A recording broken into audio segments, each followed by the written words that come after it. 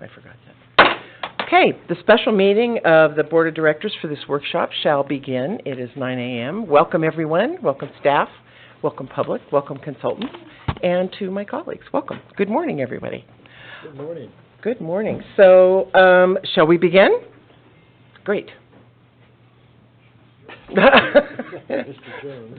Oh, here he comes. We shall begin. We shall begin. Good morning. Greg Jones, Assistant General Manager, NID. Good morning, board, staff, and public. Okay. So welcome to the new boardroom. I think this is, we're still adjusting some of our AV and systems, so we're not using the slideshow in the back.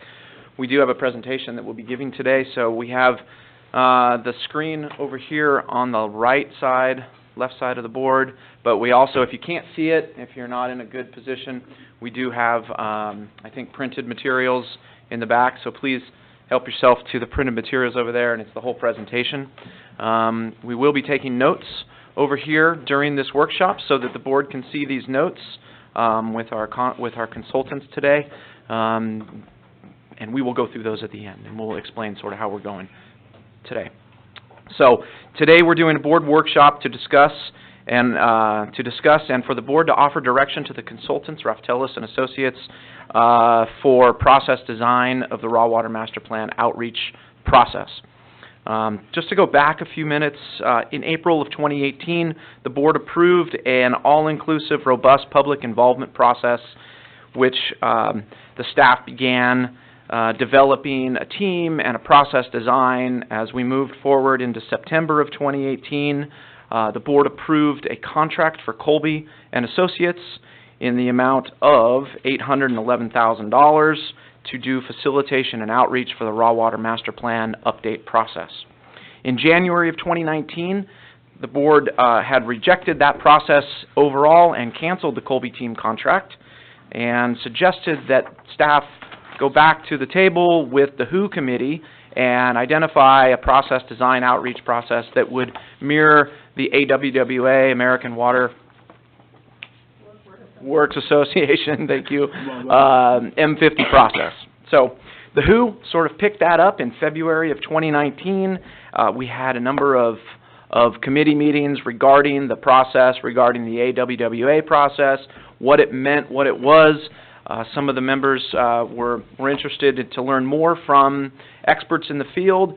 NID brought in Raftelis at the time in, I believe it was April or May of 2019, and we discussed challenges and opportunities to bring in multiple constituents and members of the public in this Raw Water Master Plan update design. In May of 2019, we sent out a request for proposal. We released that in May 28th in order to do a Raw Water Master Plan outreach public design, not the implementation, but we are in the design phase of the outreach process. We sent it out to 25 different firms or individuals in the area. We posted it on the NID website. We had one non-mandatory meeting that went over the process. We had one individual or one organization attend that meeting. We went through the RFP design. At the end of it, we had 3 individuals or organizations submit for the Raw Water Master Plan outreach public design process, and they were the Catalyst Group out of Greenbrae, Lucy & Company out of Sacramento, and then Raftelis, who is with us today out of Colorado. Today's workshop is a process for the board to give Raftelis, the consultant on this process, direction to set goals and success factors to the Raw Water Master Plan outreach design process.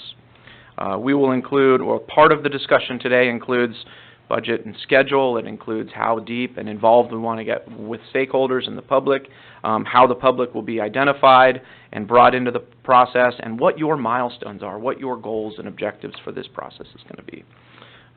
After this workshop, the consultants, Raftelis, will provide and conduct in-depth interviews with stakeholders and community groups in the area at the direction of the board. They will be intent on bringing issues, questions, ideas, and opinions of those stakeholders in the region in order to support the design process. We anticipate that the design will be brought back to the board for approval in spring of this year, so not too far away. We're getting pretty close.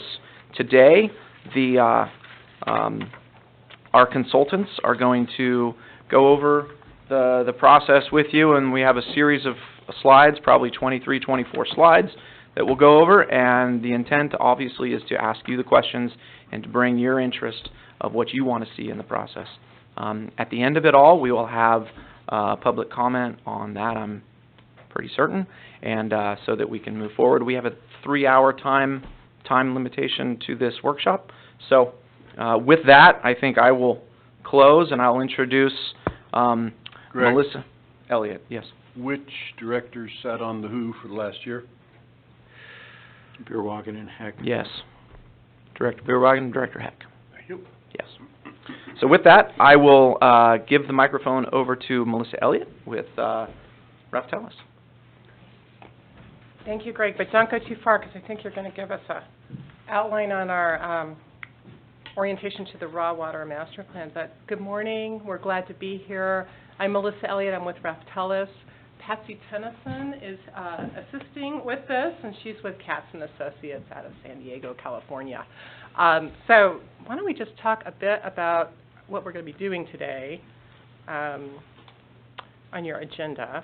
And probably when you get a chance to look at this presentation in advance, you were like, well, there's not a lot of information in here. There's a lot of question marks, right? Blank spaces. Yeah.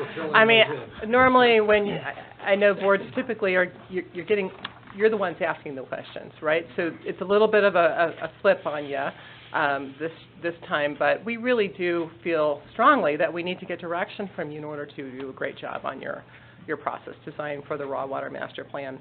So we're going to start with, we've got one slide to go through, which is really what is the Raw Water Master Plan. We've been talking about it a lot.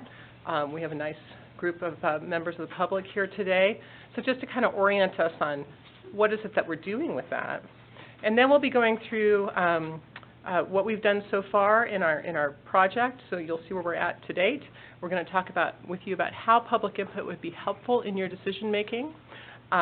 We would really like to get some direction from you on some schedule and budget expectations. That's a really important part of our process design.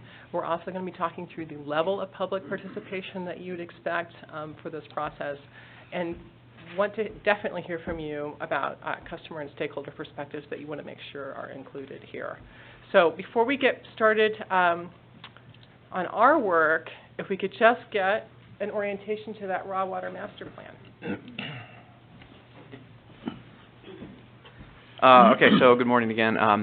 What is the Raw Water Master Plan? Sort of just a general overview, kind of 30,000-foot view. The Raw Water Master Plan is a planning document. It's to help the district develop its future water resource stewardship strategies in the future, looking at hydrology, demand, and supply.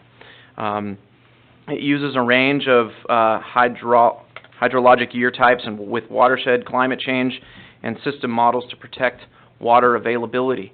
So we're looking at a whole-scale, district-wide watershed and demand flow. We have 287,000 acres of our influence and our district boundary that we are responsible for. We need to make sure that this process and this plan looks 50 years into the future, not 15, but 50. It's quite a daunting data set of information. We want to make sure that we capture a lot of information. We also look at the factors regarding legal, regulatory, infrastructure, and other restrictions to determine available supply versus projected demands. So there we are looking at the data of all of the aspects, both regulatory as well as climatic and climate change activities. This plan develops a water resource strategy to address all of these future needs and demands. What this plan is not, it is not a complex and comprehensive overview of project-specific activities that the district will undertake. It's a series of identification of strategies around meeting the goals and the needs of the district in 50 years future.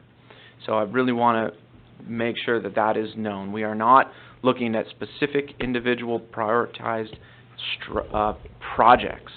Those will come after the plan is developed in order to identify how to meet those strategic goals that the plan develops. Projects will come later. Those projects will inherently take on the role of environmental studies, CEQA, anything else that needs to happen with them. And so those specific strategies are implemented separately through that normal project implementation process into the future. So that just kind of gives us a 30,000-foot view level of what the master plan is. Yes, ma'am. Yes, thank you, Greg. Can you explain how it ties in with the strategic plan, the urban water management plan, the agricultural water management plan, the drought contingency plan, and the lacking of an environmental plan? Is this essentially the environmental plan? No. Because it's the hydrology No. and addressing the environment. So can you I might not be talk the about best how those one to all answer. interrelate? I might not be the best one to answer that in a relationship, Who could? but maybe. I'll take a swing at it. Right. So the raw water master plan is the overarching, you can call it the umbrella plan to all of our plans. The urban water management plan and the ag water management plan are a little bit different because DWR dictates what is in those plans, but they will refer back to the raw water master plan. I think that further in your question, the strategic plan is the organizational driver, right? It's a thing that's driving us staff-wise and the organization forward. That will be reflected, I would assume, as we go through this process in the raw water master plan, right? So you've got strategic plan, raw water master plan, then you tier off your urban water management plan and your ag water management plan. The drought contingency plan, again, that's mostly regulatorily dictated. It lives within, generally, it lives within the urban water management plan, but it is there. So as we build those tiers, that's... And so when are those regulatory, isn't it 2020 when the ag and urban plans are due to the So, department? right, so we start them in 2020 and we deliver them, I believe, right now in 2021. And so we're going to be doing the raw water master plan concurrently with those other plans? Well, like I said, DWR has a very strict guideline around the construction of those plans, and so it isn't really, the district doesn't have a lot of say in how we put them together, right? Mm-hmm. We're answering questions that DWR is asking of us Right. in those plans. But they're good planning documents. I They're mean, fantastic they planning should be used. They shouldn't be looked at as just checkbox, meet a regulate. Well, I didn't say that, regulatory. but I agree with you. Okay. Right, And so we're going to be doing them concurrently then, if we're not done with, we're just now embarking on the raw water master plan. We're embarking on the outreach design process, Mhm. right? So right now, Yeah. I think Not the plan. inside your space, inside the question is we're in the process of the strategic plan, Yeah. right? That's my concern. So that's got to run first. Once that's complete, then we can bring Okay. forward the raw water master plan. I mean, it doesn't help the district to start working on the raw water master plan if we No. don't have our goals and objectives pretty firm in terms of where you want to go, right? I mean, the board needs to complete its strategic planning process so that it can establish mission, vision, values, plus our goals and objectives that will filter down into our raw water master plan, right? Those are the drivers that staff's looking for as it helps the board develop these other documents. Okay, that helps. Thank you. Yep. Correct me if I'm wrong, but the urban water management plan and the ag water management plan are required by the water code, and they have to be done on a certain schedule in accordance with all of the directives in the code. The raw water master plan and strategic plan are both optional documents that we're undertaking, and so we will have to produce the urban water management plan and the ag water management plan regardless of what happens on the raw water master plan. Correct. I think that, I don't know that, I wouldn't say necessarily that the strategic plan and the raw water master plan are elective. I think that any good organization has these documents only so that it can round onto them. But you are correct, there is no regulatory requirement. They're not mandated in the water code. Correct, and I think, and that was my point to Director Peters, is that the urban water management plan and the ag water management plan, they have a certain guideline set around them. The state is asking us to provide certain amount of information. It isn't to say that those documents aren't feeding from the raw water master plan and the strategic plan. They will, because our decisions inside those other two documents will be reflected in the other two documents as we answer the state's questions. And ultimately, the plans need to be internally consistent. Absolutely, which is why we're strongly focused, staff is strongly focused right now on the strategic plan. We've got a number of goals and objectives that we're trying to rectify as we're making these adjustments, right? So staff's been given a certain amount of direction. We're in the middle of our strategic plan. That will change some of the direction that's been given as we solidify that document. Once we have that document buttoned up and put in a box, then we move to the raw water master plan with this outreach component as part of that, and we'll start that planning effort. So this raw water master plan is gathering all the information, the supply, the demand, the hydrology. Correct. What our district looks like. Yeah. And so if the ag and urban plans are due before we do this, are we going to be using 5-year-old data for those, or, I mean, No. if we're gathering data in this planning session, but we're not doing this before those are The due, best data available. We have the data. so. Yeah, Okay. the data's the data. It's just reporting It's what the we've data. done. Data's the And data, it's, no matter how old it is. right, okay. Well, but it's old. If it's old, it's not relevant. But It's relevant. we have, The data Files sets that full. we're using for both the activities are the same. Okay. So I think maybe we can tear back into this process of understanding what it is that the board is interested in moving forward with goals and milestones to create the outreach process. That's what we're talking about today. Remember, we're not talking about the data sets, we're not talking about the demand or the supply or the hydrology. We're talking about the outreach process and how, as Raftelis is designing this process for us, how the board's interest is to receive and outreach to the public in general, and including the public in this process moving forward. Okay? so on that subject, I have a question. I'll try to stay right on the Yeah. public outreach Sure. part of it, okay? Sure. In our history, and the last go-around, did we do this? The outreach process to do the raw water master plan, or is that a new process? We don't have a history to go back on to do this. In April of 2018, the board directed staff to develop a very comprehensive outreach process. Okay. That's where we got to the Colby process, which was that $811,000 outreach component process. Prior raw water master plan, I think, was done by Vern Smith, the senior engineer back in the day. And this is new. So the public is outreach new. process is It's a new. simple This part answer. of it, yeah. This is new. We don't need to argue. Thank you. Okay. This is new. Thank you. All right. It was done by staff in the past. Yes, there we go. Thank you. Thank you, Greg. Okay, well, let's talk a little bit about where we're at on our project, and our approach. The items in yellow are things that we've done or we're doing today. So we actually have developed a project charter. We did that using your staff to give us some input, and you'll see some of the outcomes of that in a moment and ask for your input on that as well. And then, of course, today we're doing our board workshop to get your input on where we go from here. After the board workshop, we'll be doing some community research, and Greg mentioned that we're going to be doing some in-depth interviews with up to 15 stakeholders here in the community. They're about 45 minutes. They are essentially anonymous, so we'll develop a report that comes back on that, letting you know what we heard. And we use that information in addition to an online survey that's going to be out on your website so that all members of the public can participate in that, to really kind of get a sense of what's out there in the community, right? We'll get a lot of good sense from that from you. Yes, sir?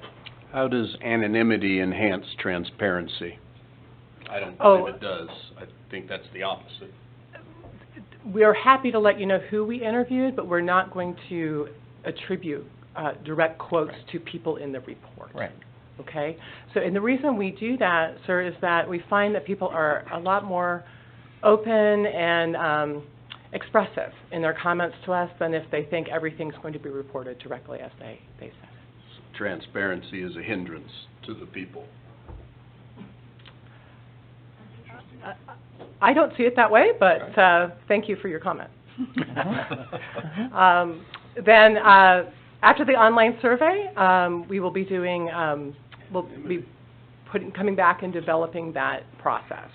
That will, of course, be reviewed by your staff, and then we'll be coming back to you and making sure that it's as you see fit.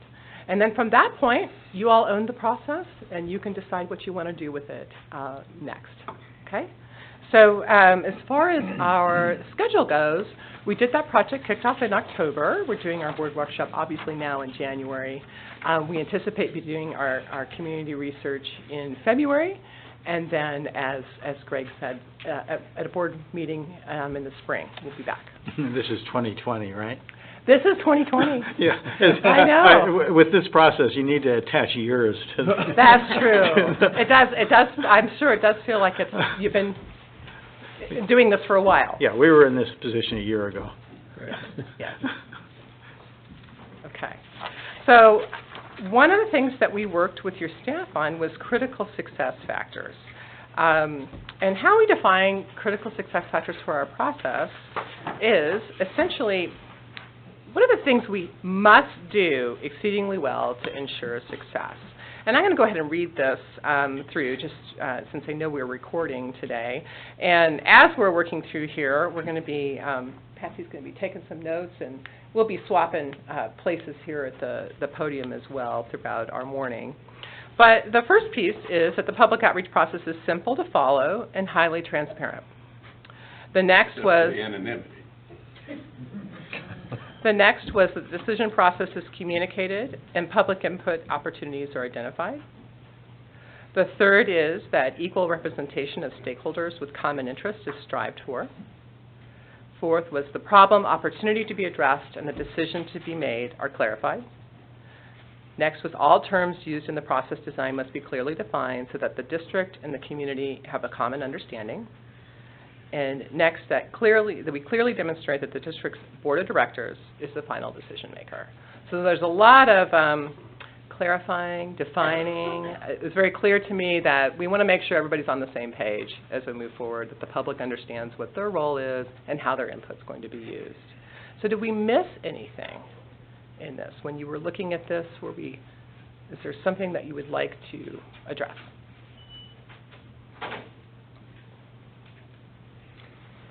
I thought it was fairly comprehensive.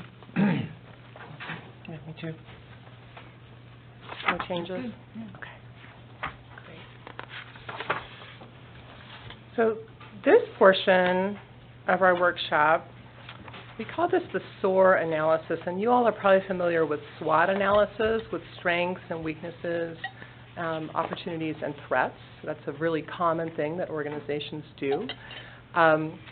I like to use strengths, opportunities, aspirations, and results, because it really does focus us on where we're at today and where we want to move in the future. So in this analysis, we're going to take a look at what you currently do with your communications program. Anytime Patsy and I are designing these processes, we want to look at what is naturally occurring in the organization and in the community as far as communication and outreach goes. And then how do we want to use what's already there and maybe enhance it, change it, maybe it stays the same, but we'll have a discussion about the strengths and opportunities of your current communication efforts, and then we'll talk about your aspirations and results for the future of the specific public process, okay? So if we think about what the district does currently for communication efforts, so obviously you have board and committee meetings, you have this wonderful setup where we're recording everything that we're saying for folks. People can come. There's public input at the end of these sessions. You have public meetings and workshops. You're obviously working with the media. There's been media stories. You have materials. You have presentations. You do some community involvement. I'm aware that you just wrapped up a series of meetings in December on your strategic plan that was done to involve the community in that. You have a website. You have a newsletter for customers. You do email news alerts. Are there things that I haven't mentioned that you're aware of that we do for communications here at the district when you think about your current efforts on anything, not just the raw water master plan? I think you covered it, of what we're currently doing. Yeah. Pretty comprehensive list there? I think so. Okay. So when we think about all those things that you're currently doing, and you think about the strengths of those things specifically in your communication and outreach activities, if you focus on those, can you give me a sense, and Patsy will take this down, of what do you see as the strengths related to your current efforts on public outreach? Broadly spoken, all of the things that you do here at the district. Directors? Anyone weigh in? First? I'll give you a couple examples. Get you thinking? Okay. One is I noticed that you have some options that include two-way communication. So it's not just information out. You have some ways for people to provide information back into your organization. Another one might be that you have multiple ways to communicate with the public. So in our world, we call those communication channels. So I mentioned a whole list of those. So it's not just one way. It's not just a customer newsletter. There's multiple ways. Another one I would think of might be that you have ensured that there's opportunity for input. And I mentioned the strategic planning phase where you had a couple workshops where people sat around and provided feedback with a facilitator. So you've done that in the past as well. Are there strengths in what you see currently? Well, my comment about this is that I think we're getting better, first of all, than, say, a year or two or three ago.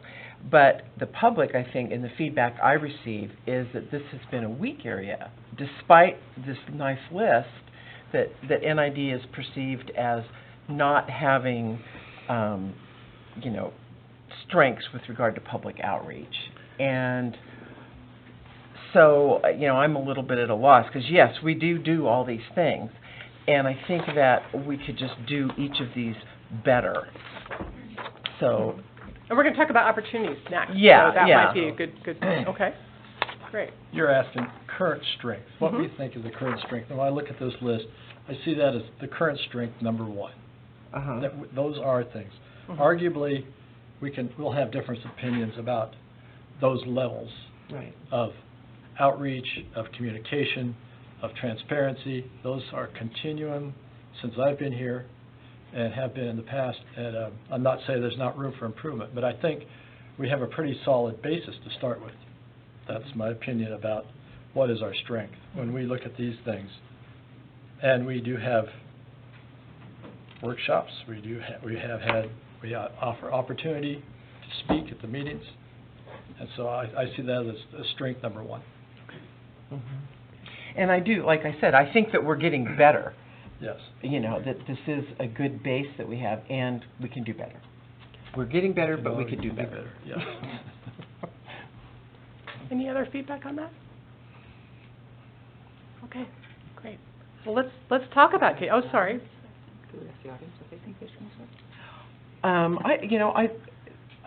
The question from Director Peters was, at what point does the audience participate in this process?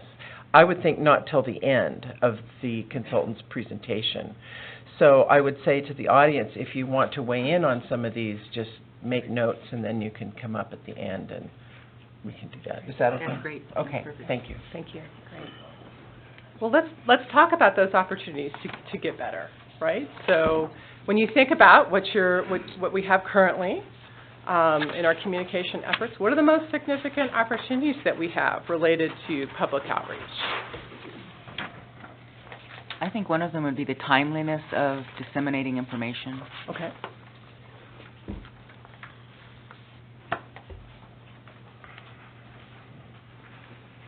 I think another one would be sharing reports and data, actually finalizing reports so we can share them with the public that we make.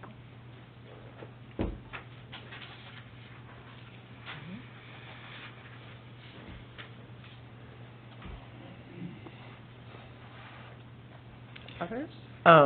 One that comes to me is that with regard to our public workshops and our public participation is that we do a little more of it. And an example, sorry, Ram, is that sometimes the law requires that we do a public workshop, and so we'll do a public workshop. But I would like us to see, us to do a little bit better than the minimum. So that an example would be when we were doing our water rates discussion, the law, I guess, only required the one public hearing or something. And so I did my separate one, kind of in a town hall fashion, and I just sort of feel like we could do better in that public outreach sometimes, and not just the minimum that is required. More opportunities. More opportunities. Well, especially where there are subjects of that are either divisive or affects people's pocketbooks, or some of the bigger things. We don't have to do them all the time for every decision. That would be silly. But when there are some certain big things that this board undertakes, to have a little bit more public participation or workshops, it just seems like the right thing to do. I don't know that anybody would agree, but I was asked, so there you go. Yeah, that's the point, exactly. Exactly. Others? Other thoughts?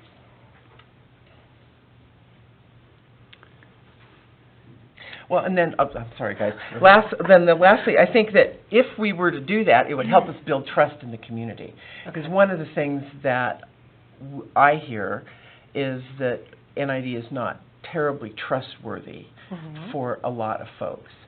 And what I see as a board member is that this is a remarkable organization that does really great work.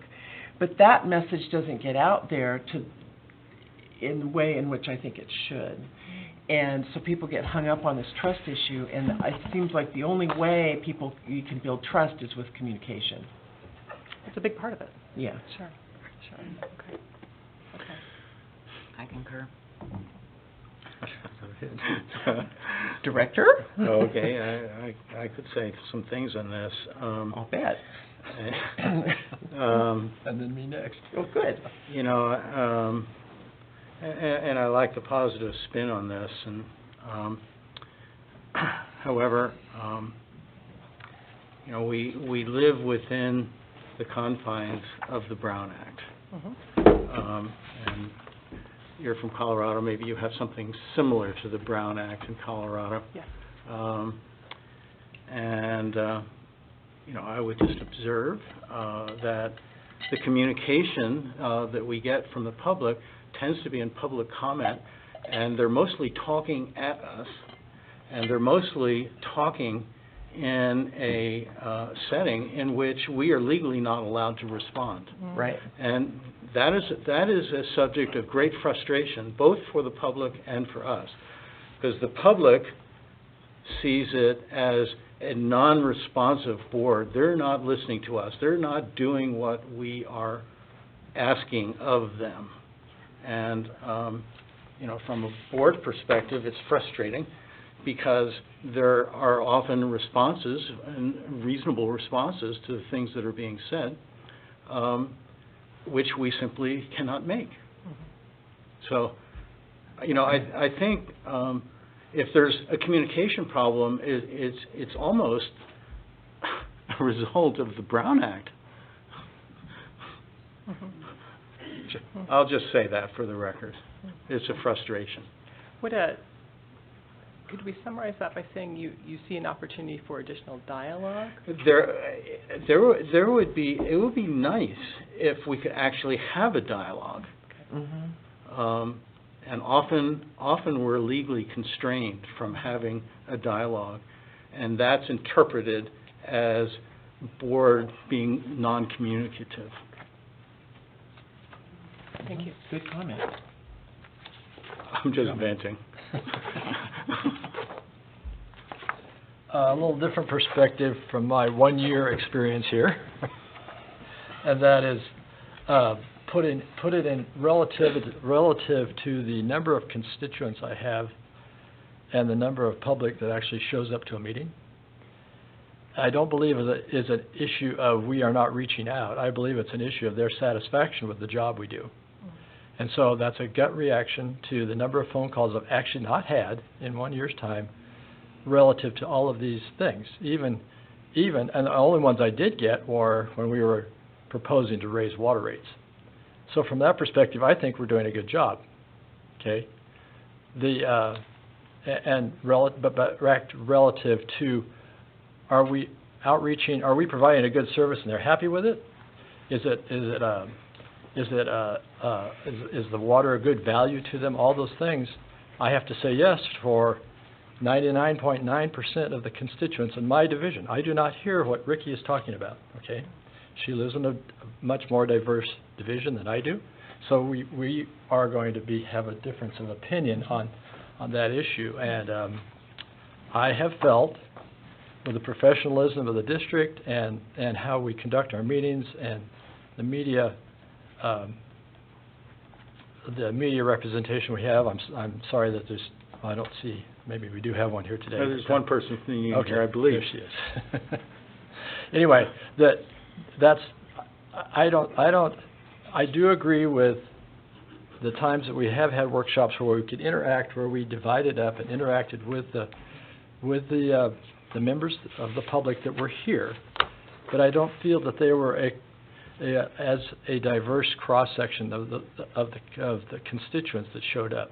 So I was always in that position of, I have 20,000 constituents and only maybe one that showed up that's supportive of the district. So I'm rambling on about that. With the exception of some tweaking of the things we're already doing, I don't see any big need for a huge change in how we become more transparent or more inclusive, all those things. I think we're doing a good job. And I think the staff does a great job interacting. They're the face of they're out there working, the ditch tenders, the people working on customer service. They're doing a really good job. And so for this to keep it up and just make sure that we're accessible and they can call and they are accessible is good. Director Miller, any comment? Okay. The one thing I would like to add to what you said, Chris, and maybe Greg could weigh in here, is that Greg's team put together, they did kind of a study about where do people get their information, how many people hear about NID. The survey. Yeah, the survey. And what I found so interesting about that is that I think people turn on their water and expect it to be there. And I don't think a lot of folks give a lot of thought to it. It's when it's not there, or is when there's a problem, or when it turns black, or whatever. Not that that ever happens here, but Probably brown. or brown, or whatever. But I think that, to your point, Chris, I agree that people don't. There's a certain group of folks who are really interested. And the survey showed that there's. And the we survey have an showed opportunity of that third of people, or whatever the number was. Yeah. Yes. And so I think that the survey that Greg's team did really kind of intersects with this question, because there are a number of people who tune in and most people tune out. It doesn't really matter the division, I don't think. So I don't know, Greg, can you recall? We all have the same issue. Yeah, right. Everybody, yeah. Well, it was 0.7% in terms of water issue, so it's not even a whole person out of every 100 people. 0.7% of what? Of the respondents identified Considered. water as their issue of concern. Identified water as their issue. It was third out the bottom. Yeah. So I guess where that leads me, Director Beerwagen, is it's not that people don't care, they're not engaged. Your division versus my division or whatever. It's just that in general, people are not engaged around their water stuff. So is there anything you can add, Greg? I think the only thing that I'd add is that survey did give us, at staff level, a lot of information in order to build a 2020 communications platform and campaign, which we're doing now, which we're going to bring to APC in February, I believe. So there are elements that we're going to be building off of that survey, and it's helpful, and it will help out with this public process. I was going to say, it should inform this public process, so it that will inform. we're not duplicating. Yeah. Yeah. Today is really reflective back from what you're seeing in the public, so it's all good information. But yes, that survey is informative, and we will be using some of the information that we've received there. I think these folks should have access to it, because it was really interesting. It's like Yeah, the number they do. one place, as They I do. recall, was Facebook. They do, but Oh, they remember, do. this Okay. is No, This no, is I know, your but- response to Their question. their Their questions, questions, okay. not, we're not giving you what our thoughts are. This is Oh, yeah, for no, you no, no, to help divine and design the process together. Okay, good. I'm glad they have it. So maybe what they really want now is a more definitive, what is our collective feeling, our collective view about what opportunity, how we can increase what Greg just talked about? How do we do that? Right. So from the political side of the shop, you guys are the ones in touch with our constituents. How do you want us to support you in outreaching to your constituents the issue at hand, the raw water master plan, right? The document's coming forward, here it is, right? This is the old one, the one that's current, right? As we update this document, how do you want us to help you communicate to your constituent base? And I would offer up this as grist for the mill. Clearly, our email output, right, we need to strengthen that activity, right? I would also offer up our website, right? That the website's a little clunky. We need to make that an opportunity, right? There is an opportunity inside that space for us to hit a drumbeat so that we're talking to the constituents on a regular basis and starting that communication. I would also offer up, and this is something I've talked with a few of you about, is a division meeting, Yes. right? To have Yes. one of you and me available to the public inside your division, just kind of, a coffee with the general manager and the director, right? And that would also help that communication, right? It helps align the board and the general manager, but it also helps the public come in and have an all-call, essentially, right? Right. But that's a way for us to start prepping the community in terms of bringing the raw water master plan forward, letting them know that it's coming, these are the issues that we're facing, stuff like that. So calling those town hall meetings. right? You can call them a town hall, some people, I'm gonna do the Lake of the Pines breakfast with the general manager, right? Coffee with the director. Coffee with the director. Whatever I we think wanna that's- call it, but it's something That's- that we haven't done in the past, Right. Right. but I think that's a really good thing. We've talked about that. Yeah. I'm sorry? So, I've forgotten about that one. nicely done on our opportunities list. You're on page 2 or 3? Good job. But I'm writing small. Yes, yes, Good yes. thing. Are we ready to move Yes. on? All right. So our next focus area is aspirations, and I want to transition your thinking a bit from what we do currently to think about future state, and very specifically thinking about our work on the public outreach process design for the raw water master plan. So the question is, we would be proud of the district's work on public outreach for the raw water master plan if.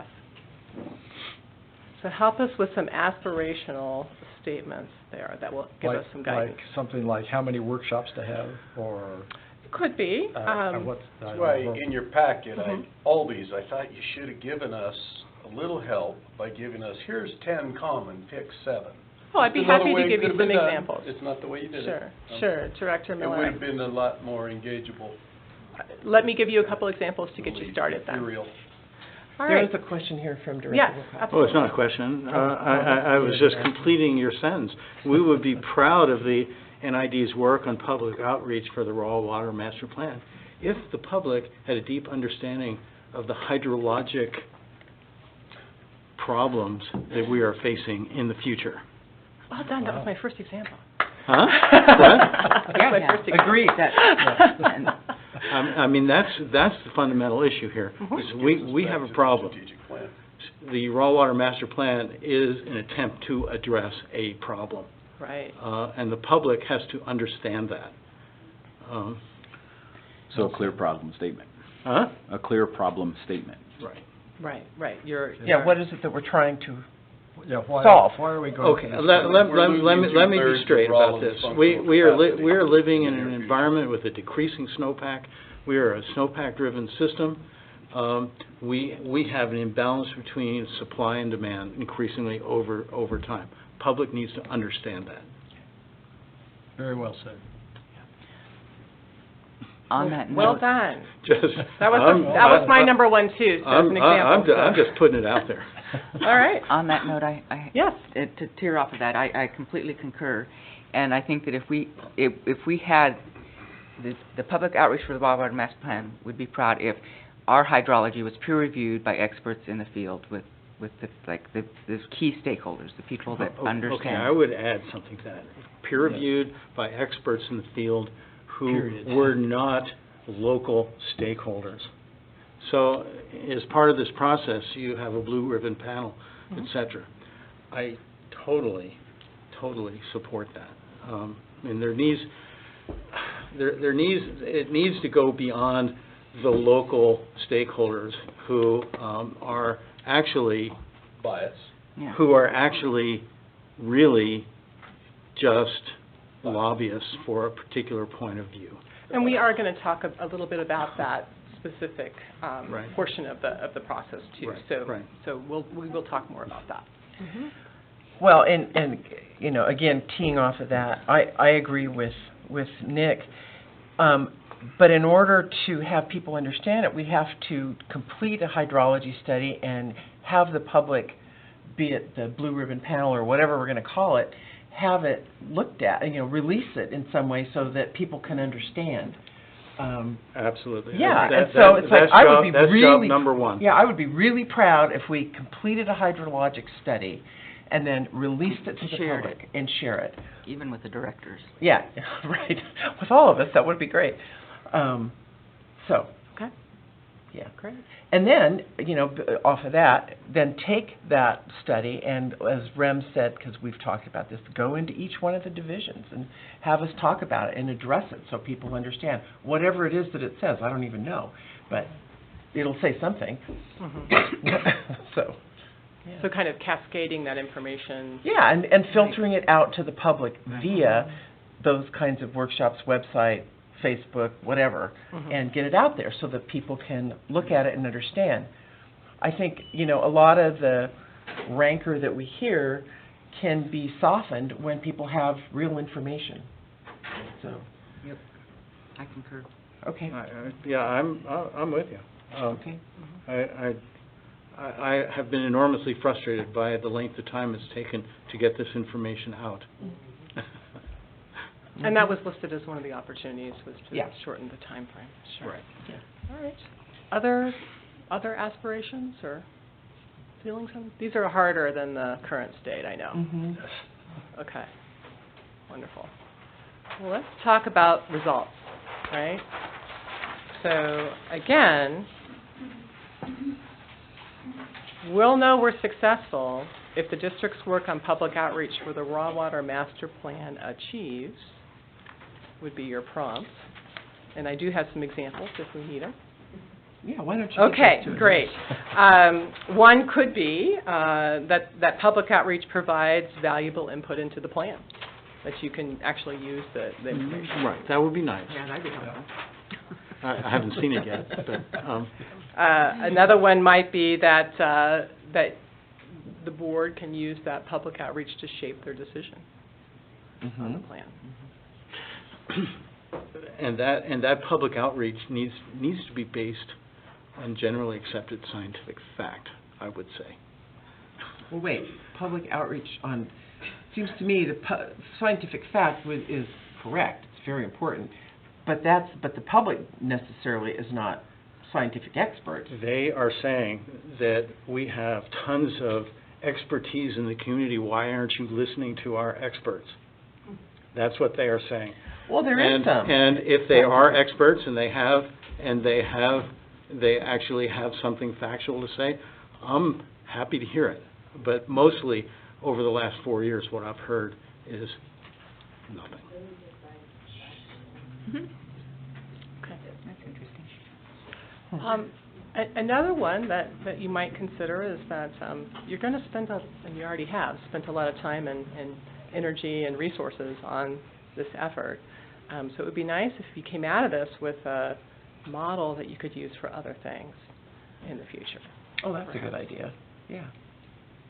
So we can duplicate it for other projects, or other, template. Without reinventing the wheel. without reinventing the wheel, right. Right. That's a good idea. Right. That is very good. other results you're looking for in your public outreach process design? We want to make sure we achieve with that process. Well, I think in the end, the public may not agree with what you're doing, but they need to feel that they've been fairly heard. Mm-hmm. And they've received unbiased information. Did you get that? Unbiased information, Patsy? So that they have received. Yeah. Okay. I'm just waiting for Patsy to finish up. Anything else on our results? Or if you thought back and you thought, oh, I meant to say the strengths or opportunities or aspirations before we finish this part?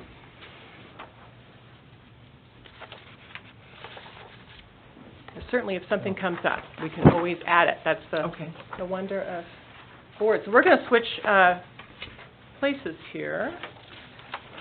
Yeah. So that Patsy's hand doesn't get a cramp. We'll see. You're going to find she has better handwriting than me. Boy, we're in trouble now. But you're the ones who I have have to to tell interpret you, it. if I have better handwriting, we're in trouble. Okay, so we want to talk now about how public input will be helpful in decision-making. A couple of times, we've noted that we want the public involvement to help your decision-making. So let's get specific about Let me how. interrupt, sorry, everyone, Yes. for 1 minute. Can everyone hear? I'm wondering if you could bring the microphone closer or step closer. I would appreciate that. I have trouble. Yeah, I just want to make sure everyone hears, and Chris, maybe you up the volume or whatever. Because if we're not hearing out here, it's not being heard out there either, probably. How's this? Is that Oh, better? much better. Okay. Yeah, thank you. All right. Me too, actually. Okay. So the next question marks and blanks are, what is the benefit to the community of the district developing a raw water master plan?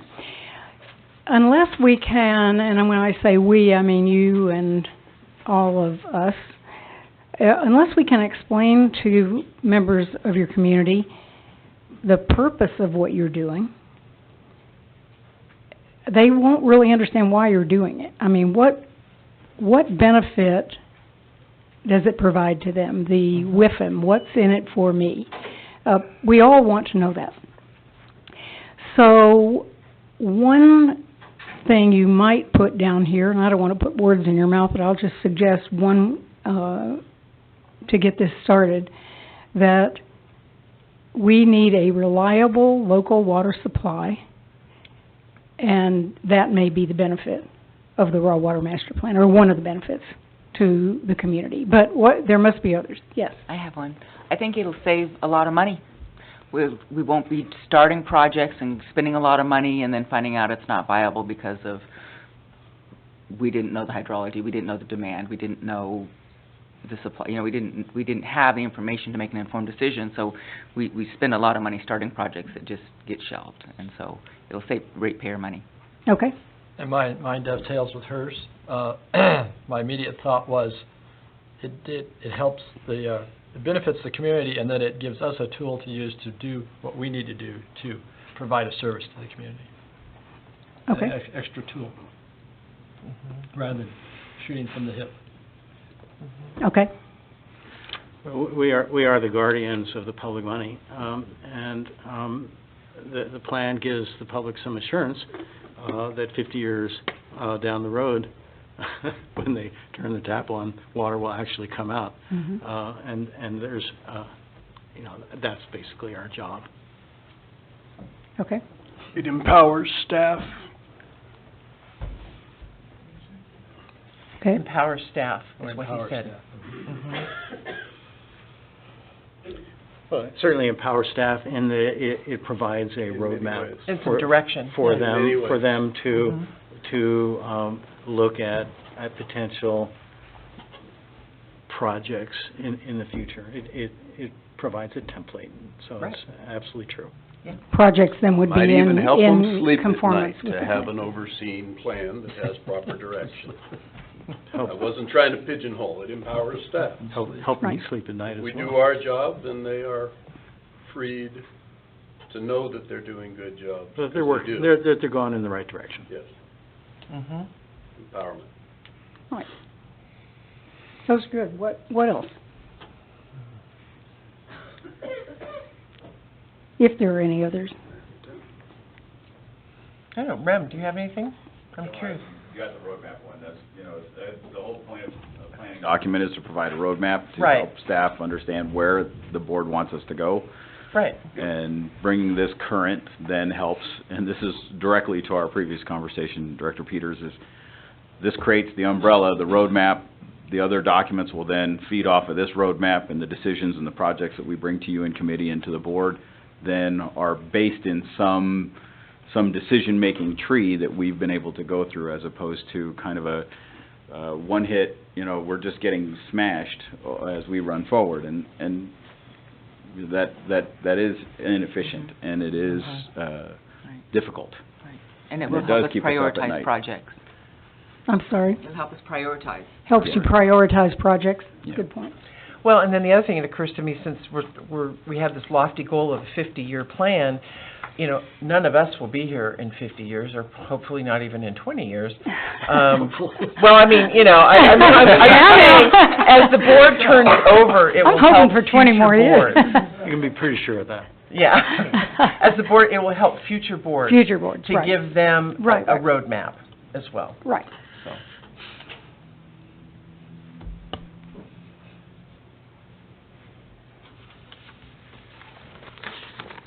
Someone told me recently that we are now closer to 2050 than we are to 1990, which for those of us who remember 1990 is kind of a frightening thing to That think is about. right. That was just yesterday. Yeah. Anyway, it does illustrate the importance Yeah. of Well, I would say that as a board that we benefit by the long-range planning that Mhm. our forefathers did. And there was a point in time when the district didn't have two nickels to rub together, and they embarked on the Yuba Bear project, and the district has a much better, larger water supply now than we used to. We're in a much stronger fiscal position, and so what we really need to do is leave a legacy for the next generation of board directors. Right. I Okay. mean, that's the underlying principle for what we were doing.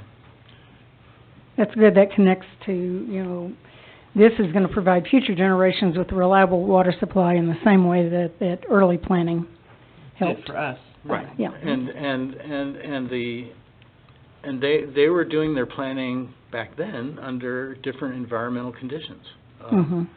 And so, therefore, it is incumbent upon us to very carefully analyze potential changes in environmental conditions and how those will impact our future water supply. And this is what we're really engaged in my view, is an adaptation process. Oh, okay. Might want to note that. Interesting perspective. Adaptation. Mhm. That's interesting, that is a good word. Very good word. Okay. Not knee-jerk. Any other things you want to add to this? I think you've got a robust list here. I think so. Okay. Then, as part of the Raw Water Master Plan, you're going to be hearing from third-party peer reviewers regarding technical data in the plan. Mhm. And I think somebody mentioned that Mhm. a few minutes earlier, but what are the most important types of information that the district can get from this third-party review of technical data of the Raw Water Master Plan? What's really important about the fact that this will be peer-reviewed? Well, I'd take a crack at that. I think that it needs to be peer-reviewed to show that your projections for future supply and demand are on base. I mean, there's underlying data that one has to agree upon. So validation of your, of the underlying of data. the underlying data. That you're making your projections upon. Okay. And that should be independent of any projects. This should not be project specific. Right. It should be carried out, in my view, by people who do not even live in this part of the country, but have access to the same base data. I think the problem now is that there are many local organizations who want to weigh in on the technical aspects of this. They should not be allowed to do so. Well, you want independent peer reviewers. Out of proportion, because Okay. my belief is that they are automatically biased, because they have preconceived notions of specific projects. Okay, and this is not project-oriented, this is... Not project-oriented. Okay, yes. I think that a benefit of peer review is that it gets our region on the same page and in agreement. So I would think that like Placer County Water Agency or the cities of Nevada City and Grass Valley and California Fish and Wildlife, I think those should be peer reviewing the documents from their perspective to make sure they're planning and they're looking at the same thing. Because if the city of Nevada City is planning for one set, we need to align on a regional basis, and so I think that at least that's the benefit of having peer reviews. I think the planning needs to go well beyond that. Those are local stakeholders in my view. Right. Well, they're planning agencies. They're Yes, but they're the also things you listed are local. When we say regional, we're talking outside of our district boundaries to me, okay? I am talking about outside our district Okay, boundaries. when you said Grass Valley... Well, and Placer County Water Agency, Fish Right. and Wildlife, and But we're talking about maybe, the foothills of California. right. Okay, Mountain County. I've been involved in this issue historically. When I worked at the Water Board, I was the Water Board's representative on the CalFed Operations Group, the statewide group. They got into these arguments, and that was their way that they dealt with this. They actually did go out and get a blue ribbon panel to review all of the CalFed documents. And many of those guys were academics, experts in their field, and mostly from back east. And they really had they were not stakeholders in California's water problem. But that was a useful process. And I think that's kind of what we're looking at here. We need an outside opinion on this. I want to weigh in too. I think that we need this, whatever we're going to call it, blue ribbon panel or technical advisory committee or whatever, to also weigh in on the assumptions that are used to generate the data. Okay. Because absolutely. Yeah, because the data can be, manipulated. It's the assumptions that we really need to have peer reviewed. Okay. And and as to, this issue of outside or inside, I get the board's concern about local bias. And so we should separate this issue of local stakeholders who are the community who we want to participate, and this other thing, whatever we're going to name it, of folks who can validate and input on the actual assumptions and the data that is generated, right? Yes. That's Yes. it's sort of two Yes. different Yeah, things. it is two different things. I fully concur. I concur as well. Identifying and we just call it blue ribbon for now. Okay, that's fine. I don't care. We come up with a new name. Yeah. Technical. We call it a black ribbon. Who cares?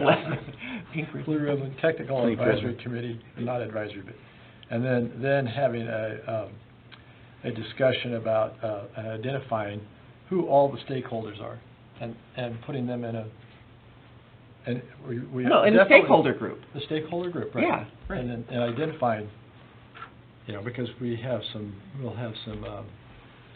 various opinions on who stakeholders are also.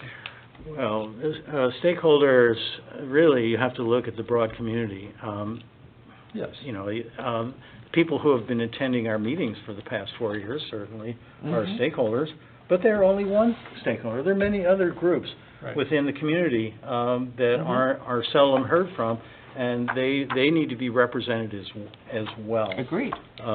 So the environmental community should obviously be at the table. They are a stakeholder, but they would like one to believe that they are the only stakeholder. I don't They know are if not. that's true. I don't think that's true, Nick. I think we you're- should use, since we are using this M50 manual, we should use the definitions defined by AWWA.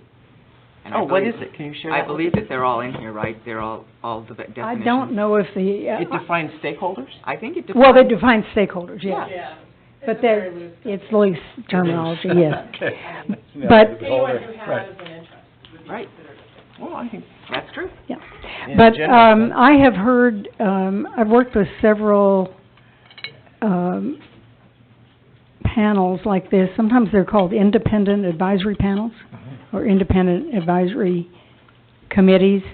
And they bring, you bring forward people who are experts in the field, whatever aspect of hydrology you'd be looking at, you'd want to make sure you had a range of people that covered the, you can't say covered the waterfront, but, well.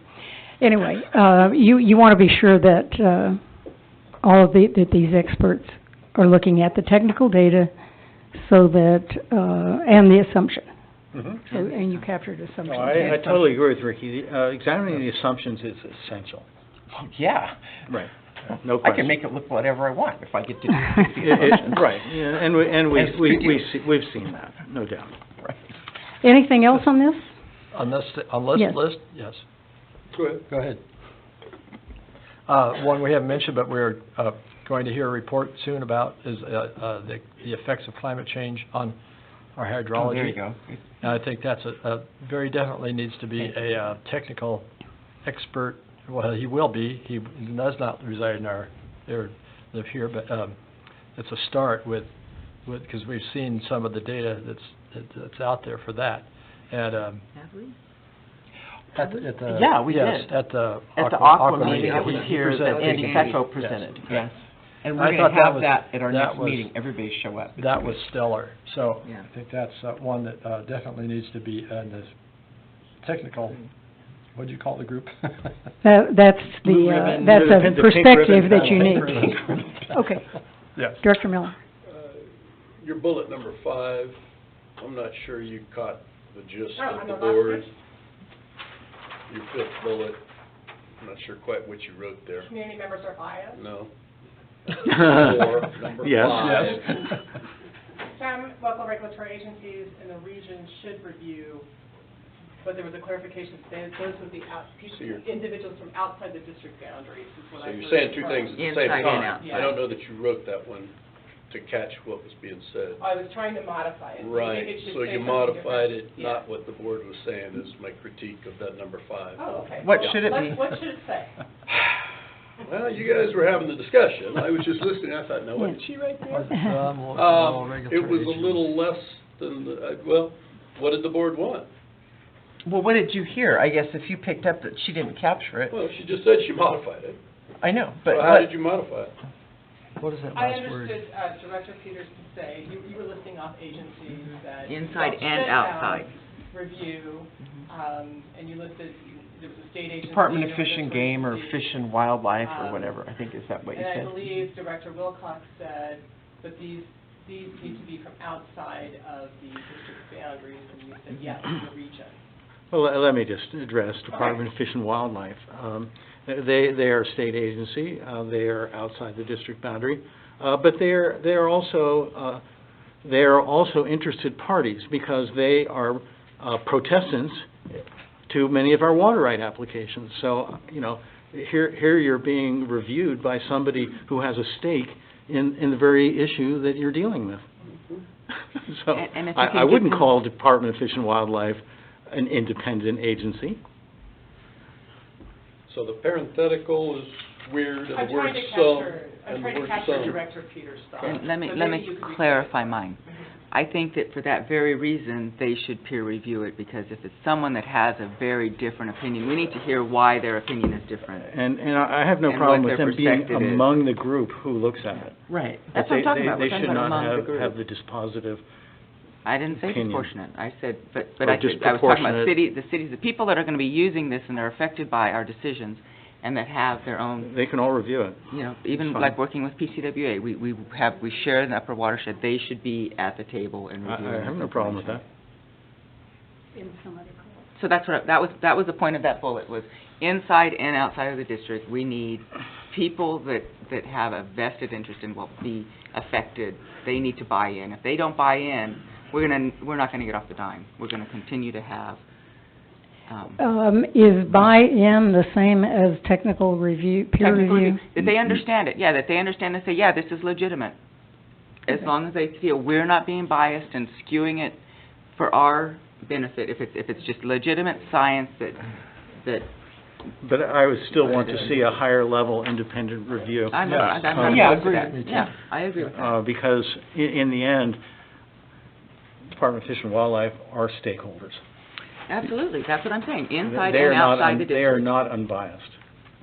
I think we're conflating the two, and I'd go back to Director Heck's point. The third-party review, we're talking about bringing experts in to validate our assumptions, or the consultant's assumptions, to establish that we're using industry best practices in Right. developing the technical information that will be carried into this report's update. The stakeholders are a totally separate group. That group is then looking at the information that our Blue Ribbon panel has said, yes, you're using the industry established practice, you're using the right validations, you're using the stuff here is done correctly. Right. Then we go out and we talk to That's fine. the stakeholders, because it is important that the stakeholders provide input into the decision, right? Because the technical information is going to drive the district towards the question. What's the question? What are we trying to solve? Once we're there, then the community has to surround that point and decide what the solution is. And that does involve Fish and Wildlife, it does involve DWR, it does involve the cities, and it does involve the counties, plus all of our other stakeholders. So it's, I so totally agree. we're just, I'm fine. I'm was just separating trying to them drive a out. wedge Yeah, a little right. bit between that conversation, Thank because you. they are totally different. Yeah, that was the point of bullet 5. Yeah. There we go. Okay, now, And I appreciate you eliminating bullet 5, and now you still put the word some in there, and I struggle with that, but with an emphasis on the outside or the blue ribbon. See, that's what you made it parenthetical, now we're bringing it to the highlight that truly you gotta have the non-biased review first. okay. So there's a prioritization as you write your sentence similar to the prior sentence. Okay. The non-biased independent review is one thing, Should be a and threshold then above. the local, the state agencies, the stakeholders, and that's another level of We're all review accepting house and bias. validation. Okay. Everybody's got bias. And all of that input will come back to you. With an You'll have to look at all of those things. On the technical? So on the external, the people outside, it was the non-local aspect that you just got agreement from your board. The true, independent advisory panel. Yeah. I So think there is. Right. we're gonna put it in I writing. do Let's put too, what we're really but you saying. do have, there's a There's a succession. succession, Yeah. but they're equally Yeah. important. They're done Part- a little in serial, part. but they're Mhm. equally important, I Yeah, believe. Right. Okay. Great. That's more what the board was saying. Okay. Thank you. Yeah. Anything else on this? Moving right along. Oh, that's me to move that right along. There we go. Okay, now, Melissa mentioned that we will be doing some limited number of in-depth interviews with key community leaders and stakeholders. We will develop a discussion guide that will be the same questions used with everyone that we talk with. What kind of input, or what input from those folks that we're talking with would be beneficial for you to hear? What types of things do you want to hear about when we go out and have these conversations? You mean what questions do we propose Well, to we're ask? gonna be developing some questions, but again, it would be helpful to know, let's see, for example, well, let me give you an example. Let me give you an example, but this one is not your example, but, I am going in next week, as a matter of fact, back to Maryland, where they're considering, believe it or not, doing a potable reuse project in a small community in Maryland. So, one of the questions that I'm going to ask, I'm going to describe what recycled water is, or reclaimed water as they call it, and then I'm going to ask whether there are any what concerns might you have with the use of this type of water. Now, that's important for that district to hear so that they can make sure that the information they're providing to their public would include and address the concerns that there might be about using that type of water. So. Is it safe? Pardon me? Oh, Yeah, right, exactly. That's what I expect, yeah. I've got one for you here Okay. on this. And it almost just went away again. Back to Ricky's concern about the assumptions. So we need to talk to the public, and I assume that means the local governments, et cetera. Is there assumption of growth, or is there assumption of stagnation, or death, Okay. or whatever Right. non-growth is? And then to what degree, right? I mean, Okay. we don't want to Yes, run bridle yes. and do everything, but in Exactly. reality, I'm an optimist. I think there's a future out there. Uh-huh. So you have to have some assumption. So then you get into, is it 3%? Is it 1%? Is it 10%? You know, I mean, these are... Right. So the public should help us gauge, and if everybody says, no, let it all die, well, then you don't have to do anything Okay, with right, the water. right. It'll right, just go away. right. That's, Okay, so that's an good. assumption So, from the, help us assumptions with that about- assumption Got it. of whether or not growth and or however we describe that, because water Okay. is obviously growth, Okay. life. Yeah. All right, good. What others? What other kind of? Well, another assumption you have to look at is, what's the future of agriculture? Future of agriculture. In this community. Agriculture currently consumes 90% of our water, and yet all the conservation measures that people like to talk about are on the urban side, which actually has a much smaller impact on total water demand. And so, you have to take a really hard look at what the future of agriculture is in this community, because you could solve the water supply problem in an instant by Sure. on the agricultural side. You could solve the water supply problem in an instant by, dare I say this, reducing the size of the district and eliminating areas of the district that are highly inefficient, et cetera. Okay. All right. And I that's, called that stagnation. Yeah. I mean, that Nick and I were in on, that's a cataclysmic thought. Right. But I can see that it would be. But you could do that. and the backpinning to this, we referred to the hydrology before, but the backpinning to this, Nick and I were in on the negotiations with FERC. 2013, the relicensure, and we keep waiting for it to be executed. But we are going to lose storage. Okay, Chip was here, I called on him the other day, and the allocation... Through the FERC flows. Yeah, the allocation through the, that's the background where he's saying, so you let agriculture go, or what do you do? Again, it's in our strategic plan, it's a line item in there that I brought there. So short of the hydrology being this magical document, the contract's signed, and we were obliged to start doing different things with the water, which takes from our status quo, from our current. So in the future, as that gets affected. So that's why he's, So do you cut it from ag? Do you cut it from growth? What do you do? Yeah. Should So we hear something about FERC? And if Chip was here, I'd have him quote the numbers. It was 26 to 55,000 acre feet, which winds up being 2/3 of. But nobody likes to hear it. I wouldn't expect many people in the public who would know much about FERC, but I wonder if we Yeah, should so put it in here. the wettest years, it's In close the- to 60,000 acre feet, and in the driest years, it's about 20. But presumably, all that information has to come out there in a hydrology. It'll be in the report. hydraulic. Well, it'll be in the I mean, hydraulic. I can't wait for the And hydraulic. some of this That's will- the deal struck. Underlying information. So we're gonna talk a little bit about this at our next board meeting when Chip talks about the irrigation seasons and the shoulders and all of that stuff. And I the think, strategic plan, it's yeah. in there too. I'm interested in the board's opinion as it relates to general planning and how that kind of coincides with, input from the public, right? Because Well, there's one. our So land- should the district dictate where development occurs? Jim Chatney. We're not in the land use business. No, I hear you.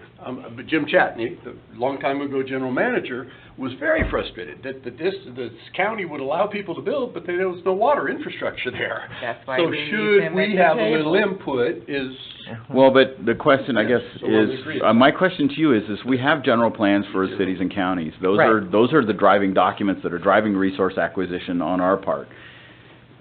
Where does the public, because that was a public process, the public did speak in that space. They gave direction to those land use planners, and those land use planners developed those documents. How do we, or I'm interested in your thought, and how do we reconcile the conversation between the stakeholders and those documents that the stakeholders had input into, but maybe not success in their mission, right? Community, we're expecting the 7% growth in Placer County. Okay, I'm making that number up. But the community may or may not believe that it's 7%, but the driving document says 7%. How do we reconcile? How does the board want input in that space, right? Which one of those two things are we going to look at as we move forward? Because we're in one way we're citing an official document that has been vetted through a public process and all of that jazz. But how do we balance that against public conversation, right?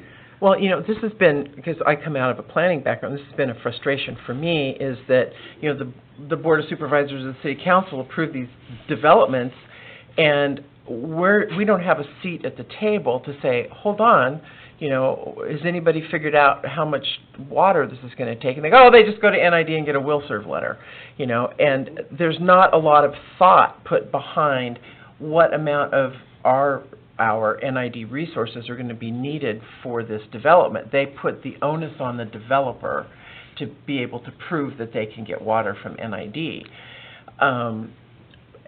and then they drill wells, the wells fail now. Or well, We're whatever, obliged to bring in and we're scratch. obliged and that's all what of that. I did for But it would years. be, one of the You're right. failings, I think, of the public planning process is, they have a housing element, they have all these different elements to their general plan, but they don't have essentially a resource element, or they do, but They it do. doesn't. I know they do have a resource element, Now but they do. but it does not Build it really and it will address. show up.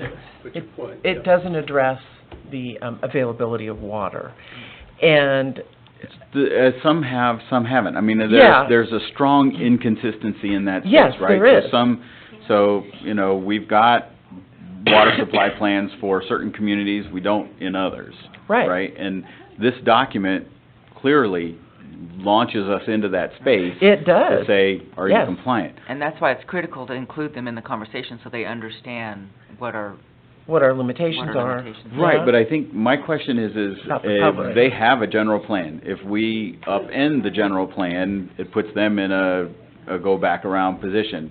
We can amend The it. question is, and that can take 10, 20, 50 years? So what input from the public would be beneficial to this board is where we're Yeah, trying to- that's Yeah, and exactly.